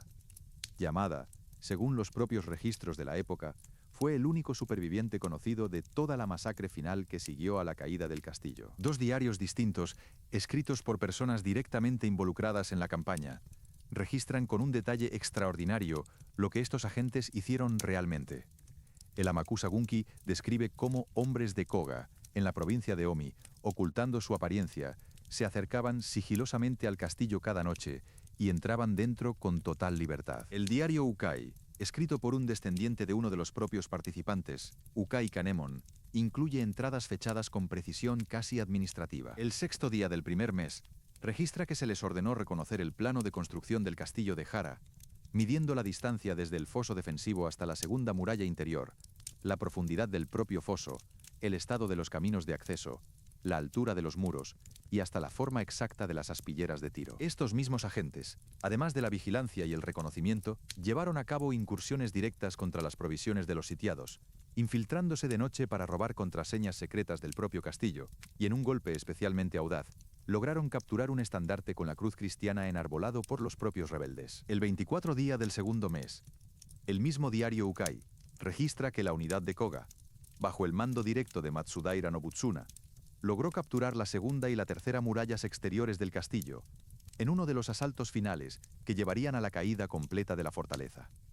Con la caída del castillo de Hara, la rebelión de Shimabara llegó a su fin. Las fuerzas shogunales, tras finalmente tomar la fortaleza, ejecutaron a prácticamente la totalidad de los rebeldes supervivientes, incluyendo mujeres y niños, en una represalia que algunos historiadores no han dudado en calificar como una masacre de dimensiones extraordinarias para la época. Amakusa Shiro fue capturado y decapitado, y su cabeza permaneció expuesta en una pica a las afueras de Nagasaki durante un tiempo prolongado, como advertencia explícita para cualquier otra comunidad cristiana que pudiera plantearse seguir un camino similar. El cristianismo en Japón quedó forzado a la clandestinidad durante más de 2 siglos, y el propio shogunato, sospechando de la implicación de misioneros católicos europeos en el origen de la revuelta, expulsó del país a los comerciantes portugueses, endureciendo todavía más la política de aislamiento nacional, el sakoku, que definiría las relaciones exteriores de Japón durante los siguientes 200 años. Y estos mismos registros, tan precisos y tan verificables, son, según coinciden prácticamente todos los historiadores especializados en el tema, la última mención documentada de shinobi participando activamente en un conflicto militar real. Después de Shimabara, la era del espía de campo, tal y como la hemos conocido durante toda esta noche, llegó definitivamente a su fin. Esto no significa, sin embargo, que los descendientes de estas mismas familias desaparecieran de la historia de Japón. Muchos de ellos continuaron prestando servicio al shogunato durante generaciones, aunque en funciones cada vez más alejadas del espionaje de campo activo y cada vez más próximas a tareas de vigilancia interna, seguridad palaciega o simple administración burocrática dentro del propio aparato del gobierno Tokugawa. El oficio, privado ya de la necesidad constante de guerra que lo había hecho imprescindible durante generaciones, se fue transformando poco a poco en algo mucho más parecido a un cuerpo de funcionarios especializados con un pasado prestigioso, que a la figura de espía activo y en constante riesgo vital que había definido a sus propios antepasados durante el periodo Sengoku. Es, en cierto modo, el mismo tipo de transición pacífica que ya vimos ocurrir, de forma más general, tras la propia destrucción de Iga como entidad política independiente, solo que ahora, con Japón entero pacificado durante generaciones, ese proceso se completaría de forma definitiva y sin marcha atrás posible. Piensa, un momento, en la distancia real entre esta imagen y la que teníamos al principio de esta noche. Ningún traje negro, ninguna capacidad sobrehumana, solo hombres reales, con nombres reales, midiendo la profundidad de un foso con una cuerda, contando pasos entre una muralla y otra, anotando cada dato en un diario que, siglos después, todavía podemos leer. Es, probablemente, la imagen más honesta y más definitiva de lo que fue realmente el shinobi histórico, no un asesino sobrenatural envuelto en sombra, sino un profesional meticuloso, jugándose la vida a cambio de información precisa, en el último gran conflicto donde su oficio todavía tendría un lugar real en el campo de batalla. Antes de cerrar esta parte de la noche, quiero compartir contigo 2 últimas correcciones, porque conectan directamente con todo lo que acabamos de aprender sobre las fuentes reales frente a la ficción. La primera tiene que ver con el propio Hattori Hanzo, cuyo nombre hemos repetido varias veces esta noche.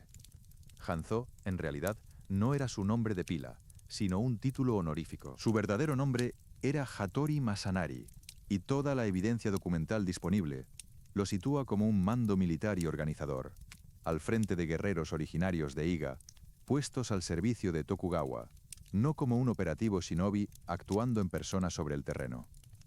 Su papel fue de mando, no de infiltración directa, algo que la propia ficción posterior ha difuminado casi por completo. La segunda corrección tiene que ver con 2 nombres que probablemente también reconoces de alguna película, serie o videojuego, y que conviene situar en su lugar correcto antes de seguir. Fuma Kotaro aparece mencionado en algunas fuentes de la época, pero los propios registros se contradicen entre sí hasta el punto de que muchos investigadores consideran que el nombre podría referirse a un título o una identidad colectiva transmitida entre distintos líderes, y no a una sola persona real con esa identidad concreta. Sarutobi Sasuke, en cambio, es un caso todavía más claro. Se trata de un personaje puramente literario, creado a comienzos del siglo XX dentro de la ficción popular japonesa, sin ninguna base histórica real que sustente su existencia como shinobi de ningún periodo concreto.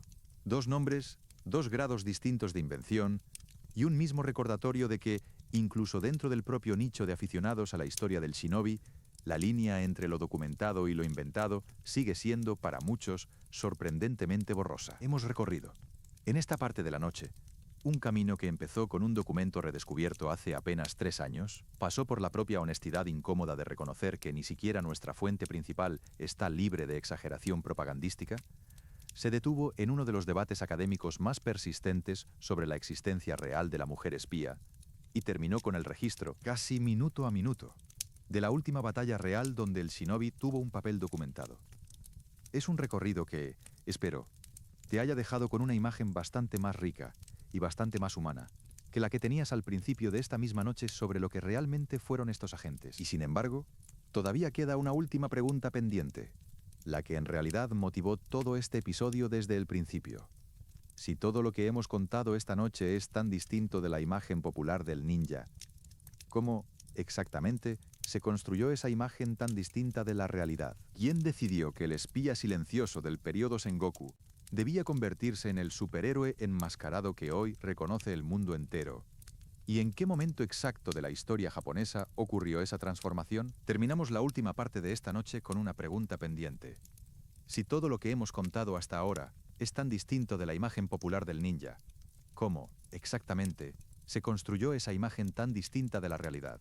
Vamos a responderla ahora, siguiendo el mismo hilo documental que hemos mantenido toda la noche. Antes de entrar en el propio proceso histórico, vale la pena detenerse un momento en algo que ya hemos observado en otros episodios de este canal y que aquí se cumple de una forma especialmente clara.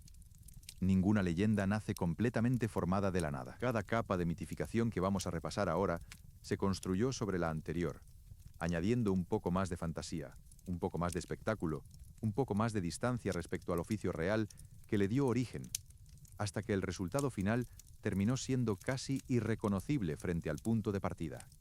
Este mismo proceso, además, rara vez avanza de forma lineal y ordenada. Distintas capas de ficción conviven, se superponen, y a veces incluso se contradicen entre sí durante siglos, sin que nadie se moleste demasiado en resolver esas contradicciones, precisamente porque el objetivo de cada nueva obra nunca fue la precisión histórica, sino el entretenimiento inmediato de su propio público. Es exactamente el mismo patrón que ya vimos, aunque aplicado a un tema completamente distinto, cuando hablamos de cómo se fue construyendo la imagen visual del yurei a lo largo de generaciones de teatro kabuki, o cómo la reputación de un lugar concreto podía crecer, capa sobre capa, mucho más allá de lo que los hechos verificables sostenían por sí solos. El propio proceso de transformación, de espía real a figura mítica, empezó precisamente en el momento en que dejó de ser necesario como espía real.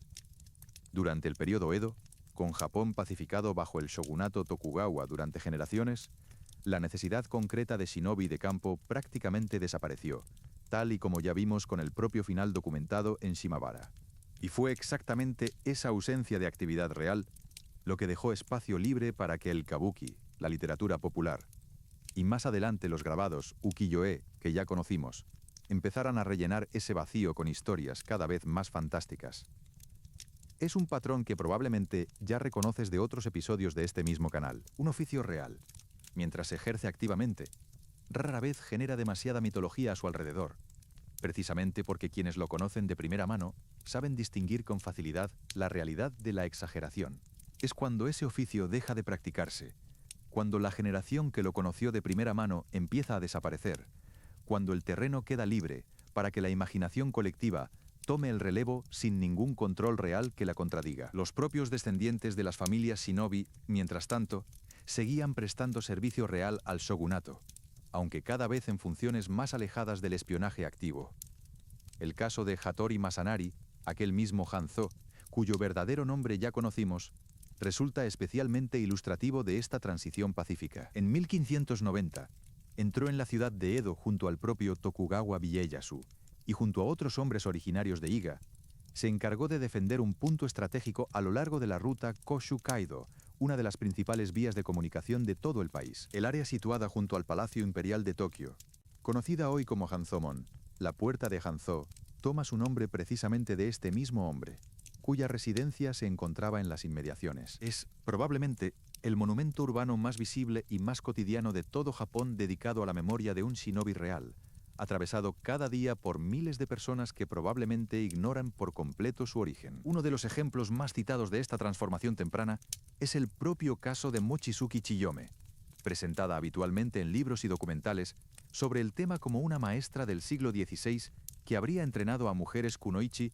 bajo la fachada de una escuela para huérfanas y jóvenes descarriadas, empleando conventos y santuarios sintoístas como cobertura para reclutar y formar a estas mismas agentes.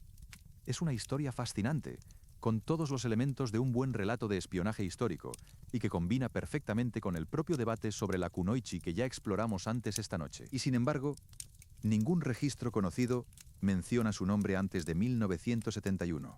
4 siglos completos de silencio documental, seguidos de una aparición repentina en la literatura del siglo XX, es exactamente el patrón que deberíamos esperar de una invención moderna presentada retroactivamente como hecho histórico, no el de una figura real cuya memoria simplemente tardó en registrarse por escrito. Este mismo patrón, el de figuras históricas, cuya primera mención documental aparece siglos después de los hechos que supuestamente protagonizaron, se repite una y otra vez a lo largo de toda la historia de la mitificación del shinobi, y conecta directamente con algo que ya vimos al hablar de Fumako Taro y de Sarutobi Sasuke. ¿Cuántas más veces encontramos este mismo patrón?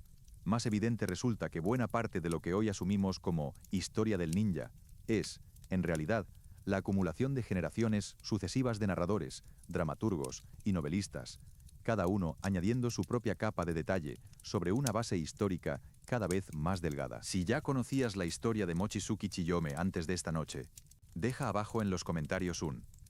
Si es la primera vez que la escuchas, deja abajo en los comentarios un. Entrando ya en la era Meiji, a partir de 1868, con la caída definitiva del propio sistema feudal y la modernización acelerada de Japón según modelos occidentales, el shinobi perdió el último resto de espacio operativo real que todavía pudiera quedarle. Y fue precisamente en este vacío total, sin ningún practicante vivo capaz de contradecir la ficción con su propia experiencia directa, donde la imaginación popular terminó de construir, pieza a pieza, la figura que hoy reconocemos en todo el mundo. La literatura popular de la época, los llamados kusazoshi, publicaciones ilustradas de consumo masivo dirigidas a un público amplio y poco exigente en cuanto a rigor histórico, encontraron en el shinobi un protagonista perfecto, capaz de saltos imposibles, de invocaciones mágicas, de transformaciones en animales, de técnicas de invisibilidad literal, no simplemente social como la que describían los manuales reales que ya conocimos. Cada nueva historia competía con la anterior por resultar más espectacular, y ninguna tenía ya que rendir cuentas ante ningún especialista real capaz de decir «esto no es exactamente así». Este mismo género evolucionó considerablemente a lo largo del propio periodo Edo, pasando por distintas denominaciones y formatos según la época concreta de publicación. Los primeros kanazoshi del siglo XVII dieron paso, con el tiempo, a los ukiyo-zoshi, más centrados en la vida cotidiana urbana, y finalmente a los gokan del siglo XIX, el formato concreto en el que se publicaría la propia obra de Jiraiya, que conoceremos en un momento, caracterizados por una encuadernación más elaborada y por historias serializadas que podían prolongarse durante años, incluso décadas, manteniendo a su público enganchado episodio tras episodio, de una forma que no resulta tan distinta, si lo piensas, de cómo funcionan hoy las series de televisión o los propios mangas serializados semana tras semana. El primer ninja de ficción documentado, según los propios archivos de la Biblioteca Nacional de la Dieta Japonesa, es un personaje llamado Kimura Itachinosuke, aparecido en una obra del periodo Kanei, entre 1624 y 1644, perteneciente al género conocido como kanazoshi, relatos breves escritos mayoritariamente en escritura silábica japonesa, pensados para llegar a un público mucho más amplio que el que podía permitirse el lujo de dominar la escritura con caracteres chinos más compleja empleada en textos más eruditos. Basada en la rebelión de Toyotomi Hidetsugu contra su propio tío Hideyoshi, en esa historia, Itachinosuke se infiltra en el castillo de Osaka para demostrar que sería capaz de asesinar al propio Hideyoshi. Aunque, en un giro casi cómico, el señor feudal resulta estar ausente ese día, y el infiltrado se limita a robar la tapa de una vasija antes de marcharse. Como simple prueba de que había estado ahí, es interesante notar que incluso en esta primera representación ficticia documentada del shinobi, el elemento central de la historia sigue siendo, en cierto modo, más cercano a la realidad histórica que a la fantasía posterior. Ningún poder mágico, ninguna transformación sobrenatural, solo la infiltración discreta y la prueba física de haber logrado entrar donde nadie debía poder hacerlo. Sería con el paso de las décadas, y sobre todo con la llegada de obras como la de Jiraiya, cuando la balanza empezaría a inclinarse decisivamente hacia el terreno de lo fantástico. Pero el ejemplo más revelador de todos, y el que conecta de una forma más directa con el entretenimiento que consume hoy una audiencia global, es el de Jiraiya. Publicado en 43 volúmenes entre 1839 y 1868, el relato del valeroso Jiraiya narra las aventuras de un hechicero capaz de controlar sapos gigantes, enfrentado a Orochimaru, nacido de una serpiente monstruosa milenaria, y aliado de Tsunade, una mujer de fuerza sobrehumana capaz de controlar babosas. Los tres nombres, si te suenan de algo, es porque efectivamente deberían sonarte. Son, literalmente, los mismos nombres que llevan tres de los personajes más importantes del manga y anime Naruto, uno de los fenómenos de entretenimiento japonés más exitosos a escala mundial de las últimas 2 décadas, cuyo propio creador reconoce abiertamente esta influencia directa. El propio Naruto, serializado entre 1999 y 2014, terminó convirtiéndose en una de las franquicias de manga y anime más vendidas y más traducidas de toda la historia del medio, con ediciones distribuidas en decenas de países, adaptaciones a videojuegos, series derivadas, y una base de seguidores internacional que, en muchos casos, descubrió por primera vez la palabra shinobi, precisamente a través de esta misma obra de ficción contemporánea, sin la menor idea de que los propios nombres de sus personajes favoritos llevaban ya circulando por la cultura popular japonesa desde hacía casi 2 siglos. Y aquí está el giro que probablemente no esperabas. El Jiraiya original del período Edo no era en ningún sentido riguroso del término un ninja. Los propios especialistas en literatura de este período lo describen más bien como un bandido hechicero, un personaje de fantasía pura, sin ninguna pretensión de representar con fidelidad el oficio real del shinobi que hemos conocido esta noche. Su diseño visual, además, estaba directamente inspirado en un actor de kabuki concreto de la época, y la propia obra terminó adaptada al escenario en 1852. Es decir, gran parte de la imaginería ninja que hoy consume una audiencia global a través de la ficción japonesa contemporánea desciende, generación tras generación de reinterpretación, de un personaje del siglo XIX que ni siquiera pretendía ser un shinobi real en origen. Vale la pena señalar, además, que Naruto no llegó a este mismo terreno narrativo completamente sola. Antes de su publicación en 1999, el propio género del manga ninja ya tenía una tradición consolidada, aunque con un tono considerablemente más oscuro. Obras como las de Sanpei Shirato, entre ellas La leyenda de Kamui o Sasuke, tendían a retratar los aspectos más sombríos y más moralmente ambiguos del oficio shinobi, incluyendo las tensiones de clase entre el propio ninja, procedente casi siempre de un origen humilde, y los señores samuráis a los que servía, mucho más cercanos, en cierto sentido, al propio tono documental que hemos intentado mantener nosotros esta noche, que a la aventura colorida y optimista que Naruto terminaría popularizando para una audiencia mucho más amplia y mucho más joven. Es interesante pensar que, incluso dentro de la propia ficción japonesa, ha habido siempre estas dos corrientes paralelas conviviendo, una más cercana al espíritu original, meticuloso y ambiguo, del shinobi histórico, y otra mucho más dispuesta a abrazar sin reparos la fantasía pura heredada directamente de Jiraiya y de sus contemporáneos del periodo Edo. Si te sorprende que Naruto tome directamente sus nombres más icónicos de una novela ilustrada del periodo Edo, que ni siquiera trataba sobre un ninja de verdad, deja abajo en los comentarios un. Otro ejemplo real de esta misma dinámica es el de Ishikawa Goemon, presentado hoy en numerosas producciones de ficción como uno de los grandes ninjas legendarios de la historia japonesa. Los registros históricos disponibles, sin embargo, apenas nos dicen que un ladrón, llamado Ishikawa Goemon, fue ejecutado hirviéndolo vivo en un caldero alrededor de 1594, junto a su propia familia y su banda. Durante la primera mitad del siglo XVIII, las obras que le mencionaban se centraban casi exclusivamente en esa misma ejecución. Fue ya en la segunda mitad de ese mismo siglo cuando empezaron a aparecer relatos que lo situaban infiltrándose en el castillo de Fushimi con la intención de asesinar al propio Hideyoshi, o de robar un incensario legendario, transformando a un simple ladrón ejecutado en un agente shinobi de leyenda con motivaciones políticas elaboradas que ningún registro contemporáneo a los hechos respalda. El propio nombre de Goemon sigue presente hoy, de una forma que probablemente no esperarías en el vocabulario cotidiano japonés. Las tradicionales bañeras de hierro fundido calentadas directamente por fuego bajo su base, todavía usadas en algunas zonas rurales de Japón, se conocen popularmente como Goemon Buro, el baño de Goemon,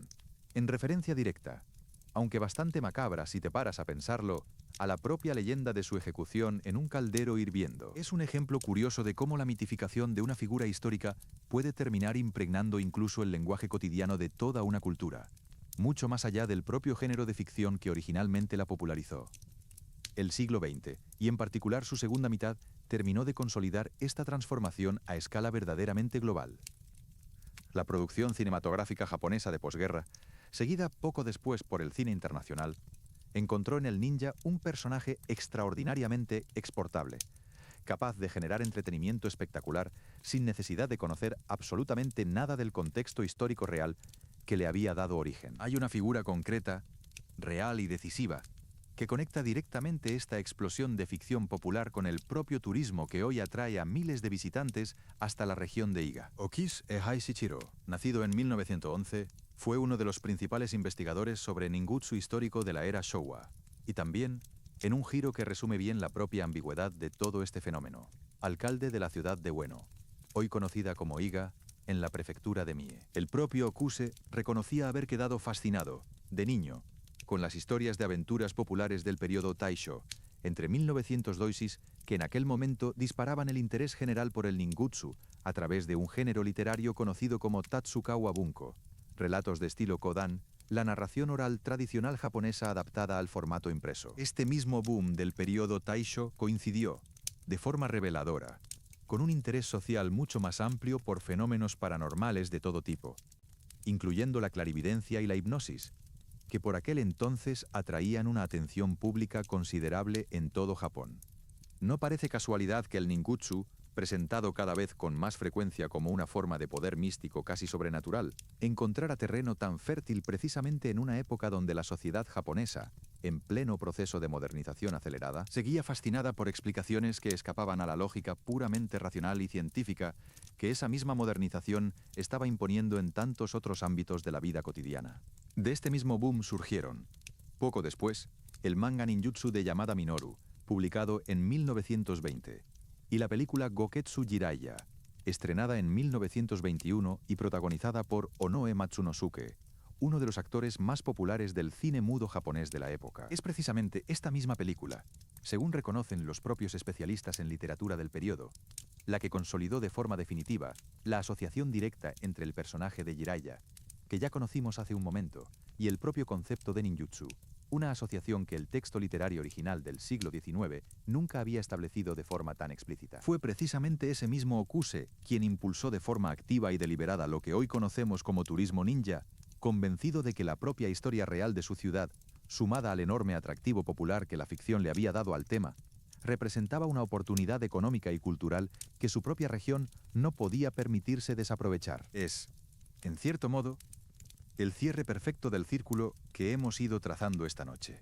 Un investigador que conocía perfectamente la diferencia entre el shinobi real y el de ficción, decidiendo, desde su propio cargo público, aprovechar precisamente esa ficción popular para poner en valor la historia real de su propia tierra, sabiendo que el interés generado por el mito serviría, tarde o temprano, para que algunos de esos mismos visitantes acabaran interesándose también por la realidad histórica que había detrás.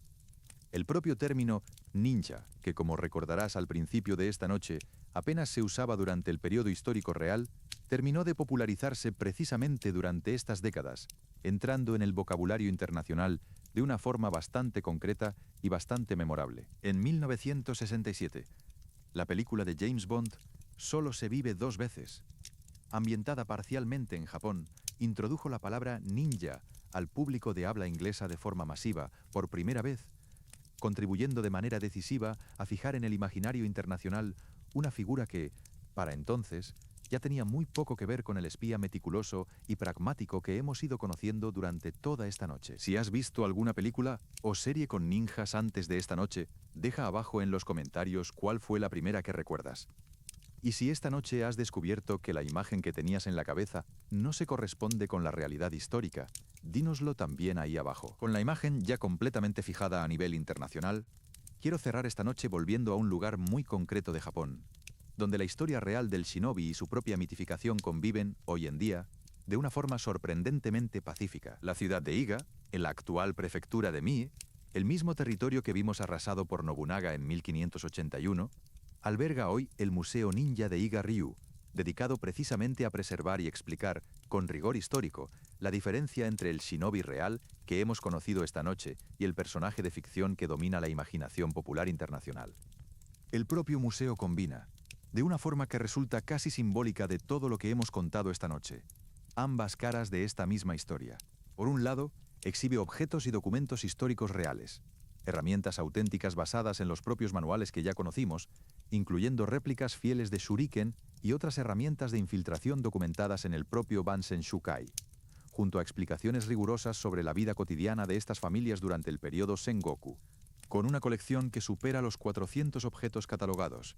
Por otro, ofrece también demostraciones más orientadas al espectáculo, con actores realizando acrobacias y trucos visuales pensados para un público que llega, en muchos casos, atraído precisamente por la ficción que el propio museo se esfuerza en matizar una vez dentro, en un equilibrio deliberado entre entretenimiento y rigor, que resume bien la propia tensión que hemos ido explorando durante toda esta noche. El propio museo se encuentra dentro de Ueno Park, muy cerca del castillo de Iga Ueno, construido originalmente por Todo Takatora, un comandante militar reconocido precisamente por su maestría en la construcción de castillos, cuyos muros de piedra, de 30 metros de altura, se cuentan entre los más altos de todo Japón. La torre actual del castillo, reconstruida por completo en madera en 1935, más de 3 siglos después de que una tormenta derribara la estructura original, sigue transmitiendo hoy buena parte de la atmósfera del propio periodo histórico que hemos recorrido esta noche.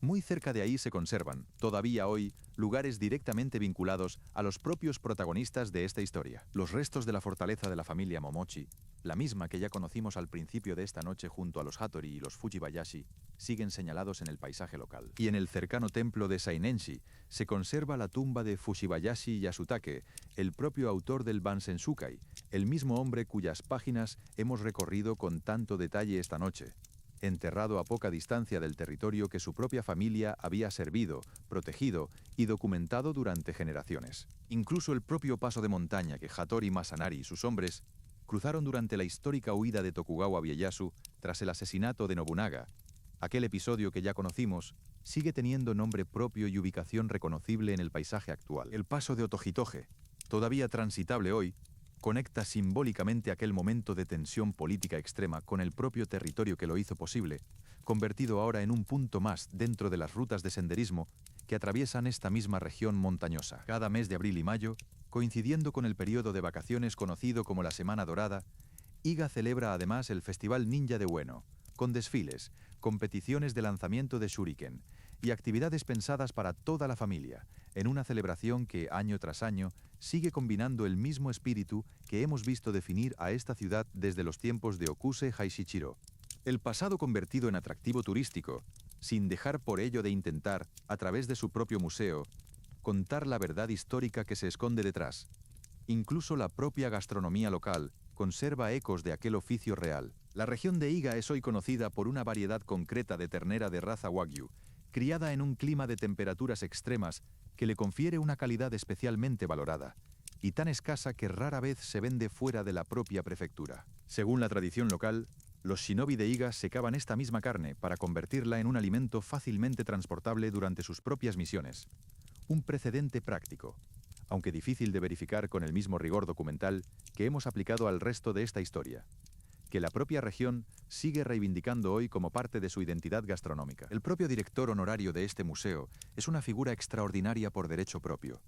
Shinichi Kawakami, nacido en 1949, considerado por muchos el último gran maestro vivo de ninjutsu tradicional, 21º heredero de la familia Ban de la escuela Koga. La propia formación de Kawakami tiene, en sí misma, algo del sabor a leyenda que hemos ido desmontando durante toda esta noche, aunque en este caso se trate de un hecho perfectamente documentado y reciente. Aprendió de niño de un hombre llamado Masazo Ishida, un vendedor ambulante de medicinas que afirmaba ser uno de los últimos practicantes reales de la tradición, transmitiéndole sus conocimientos antes de que esa misma tradición se perdiera para siempre. Kawakami heredó formalmente los pergaminos y documentos de la escuela Koga cuando tenía apenas 18 años, asumiendo desde muy joven la responsabilidad de custodiar un conocimiento que, para entonces, ya prácticamente nadie más conservaba de primera mano. En 2011, Kawakami fue nombrado profesor especial en la Universidad de Mie, para dedicarse formalmente a la investigación académica del ninjutsu histórico,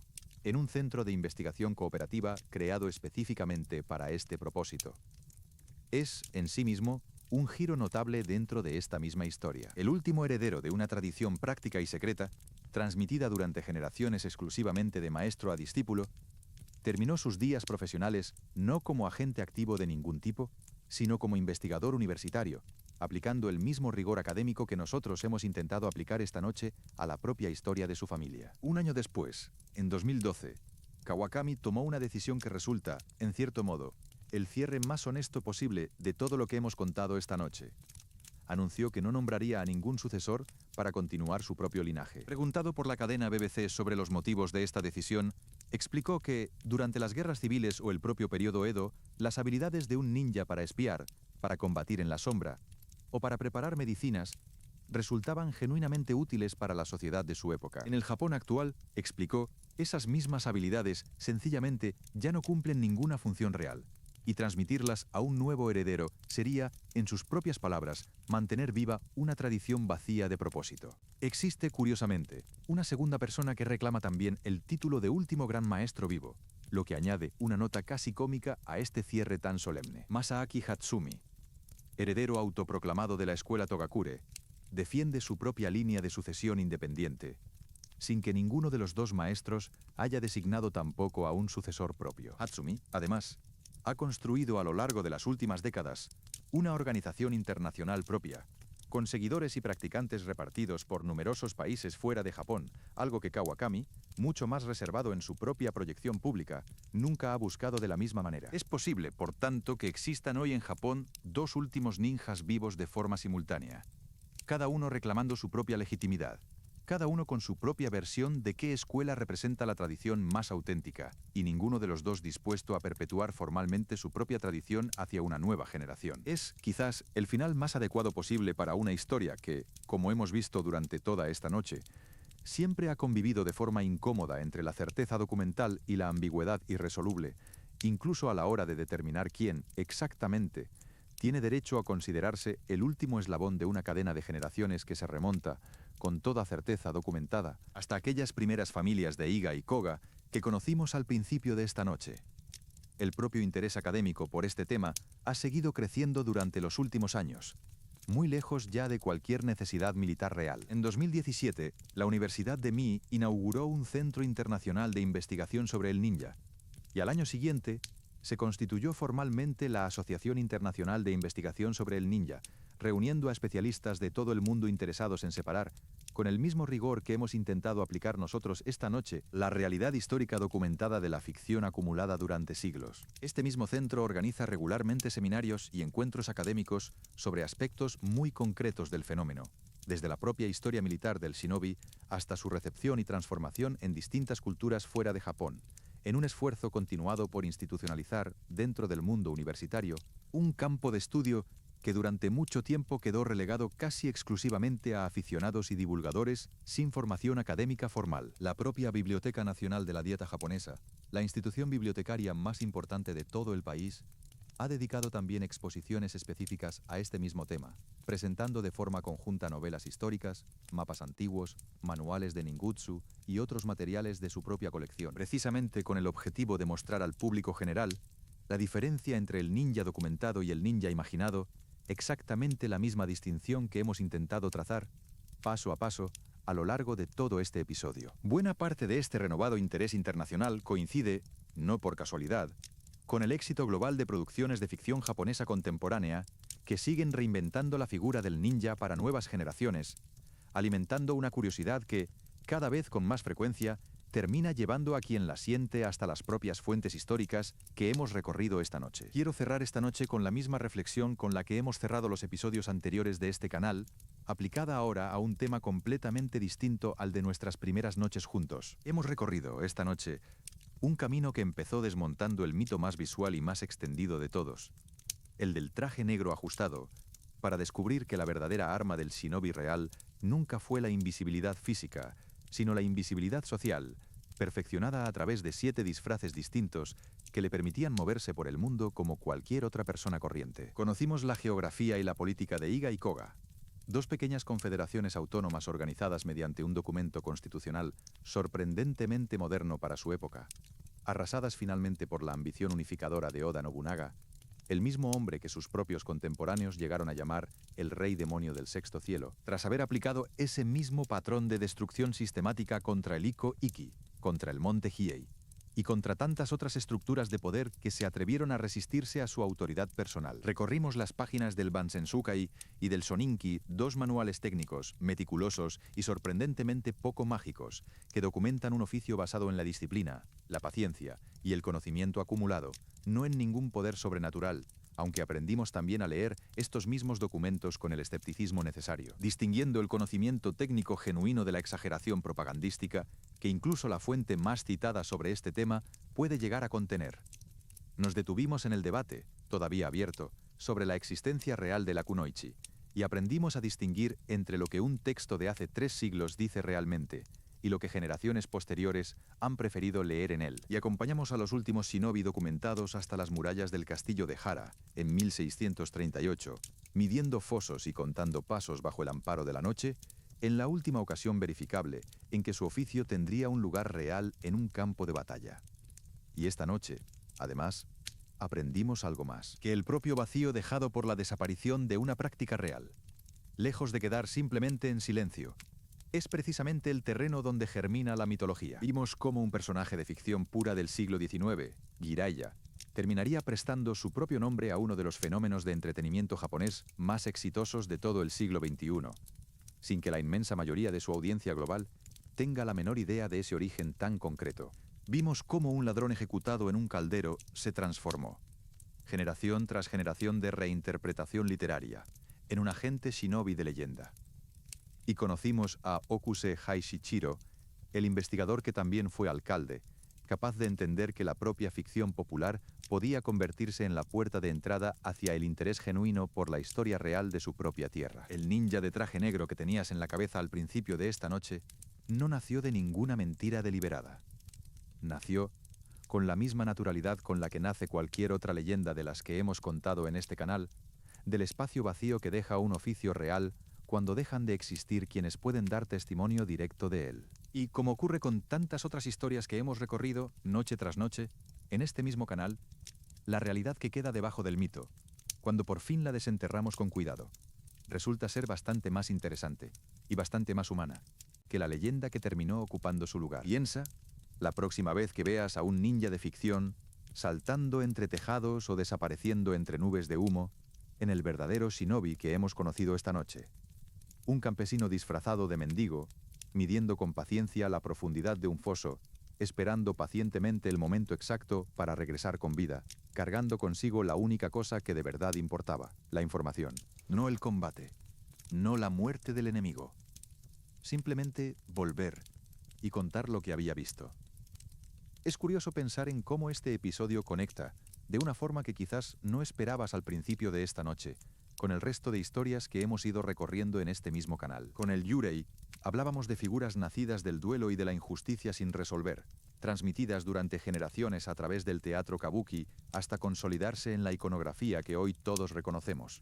Con Aokigahara, aprendimos a distinguir entre el peso simbólico acumulado sobre un lugar real y los hechos verificables que sostenían o no sostenían esa misma reputación. Con el Kojiki, vimos cómo un texto de hace más de 1300 años sigue teniendo consecuencias directas sobre la vida política de Japón hoy en día. Y esta noche, con el Shinobi, hemos visto quizás el ejemplo más puro de todos estos patrones combinados a la vez. Un oficio real, documentado con rigor en manuales técnicos que hemos podido leer, transformado, capa sobre capa de teatro, literatura popular y finalmente cine internacional, en una figura que ya casi no guarda relación alguna con su origen histórico verificable y que, sin embargo, sigue generando, hoy mismo, investigación académica seria, turismo cultural y el tipo de curiosidad genuina que nos ha traído a ti y a mí hasta aquí, esta misma noche. Nos encontramos, como siempre, en el próximo episodio de Duerme en Japón.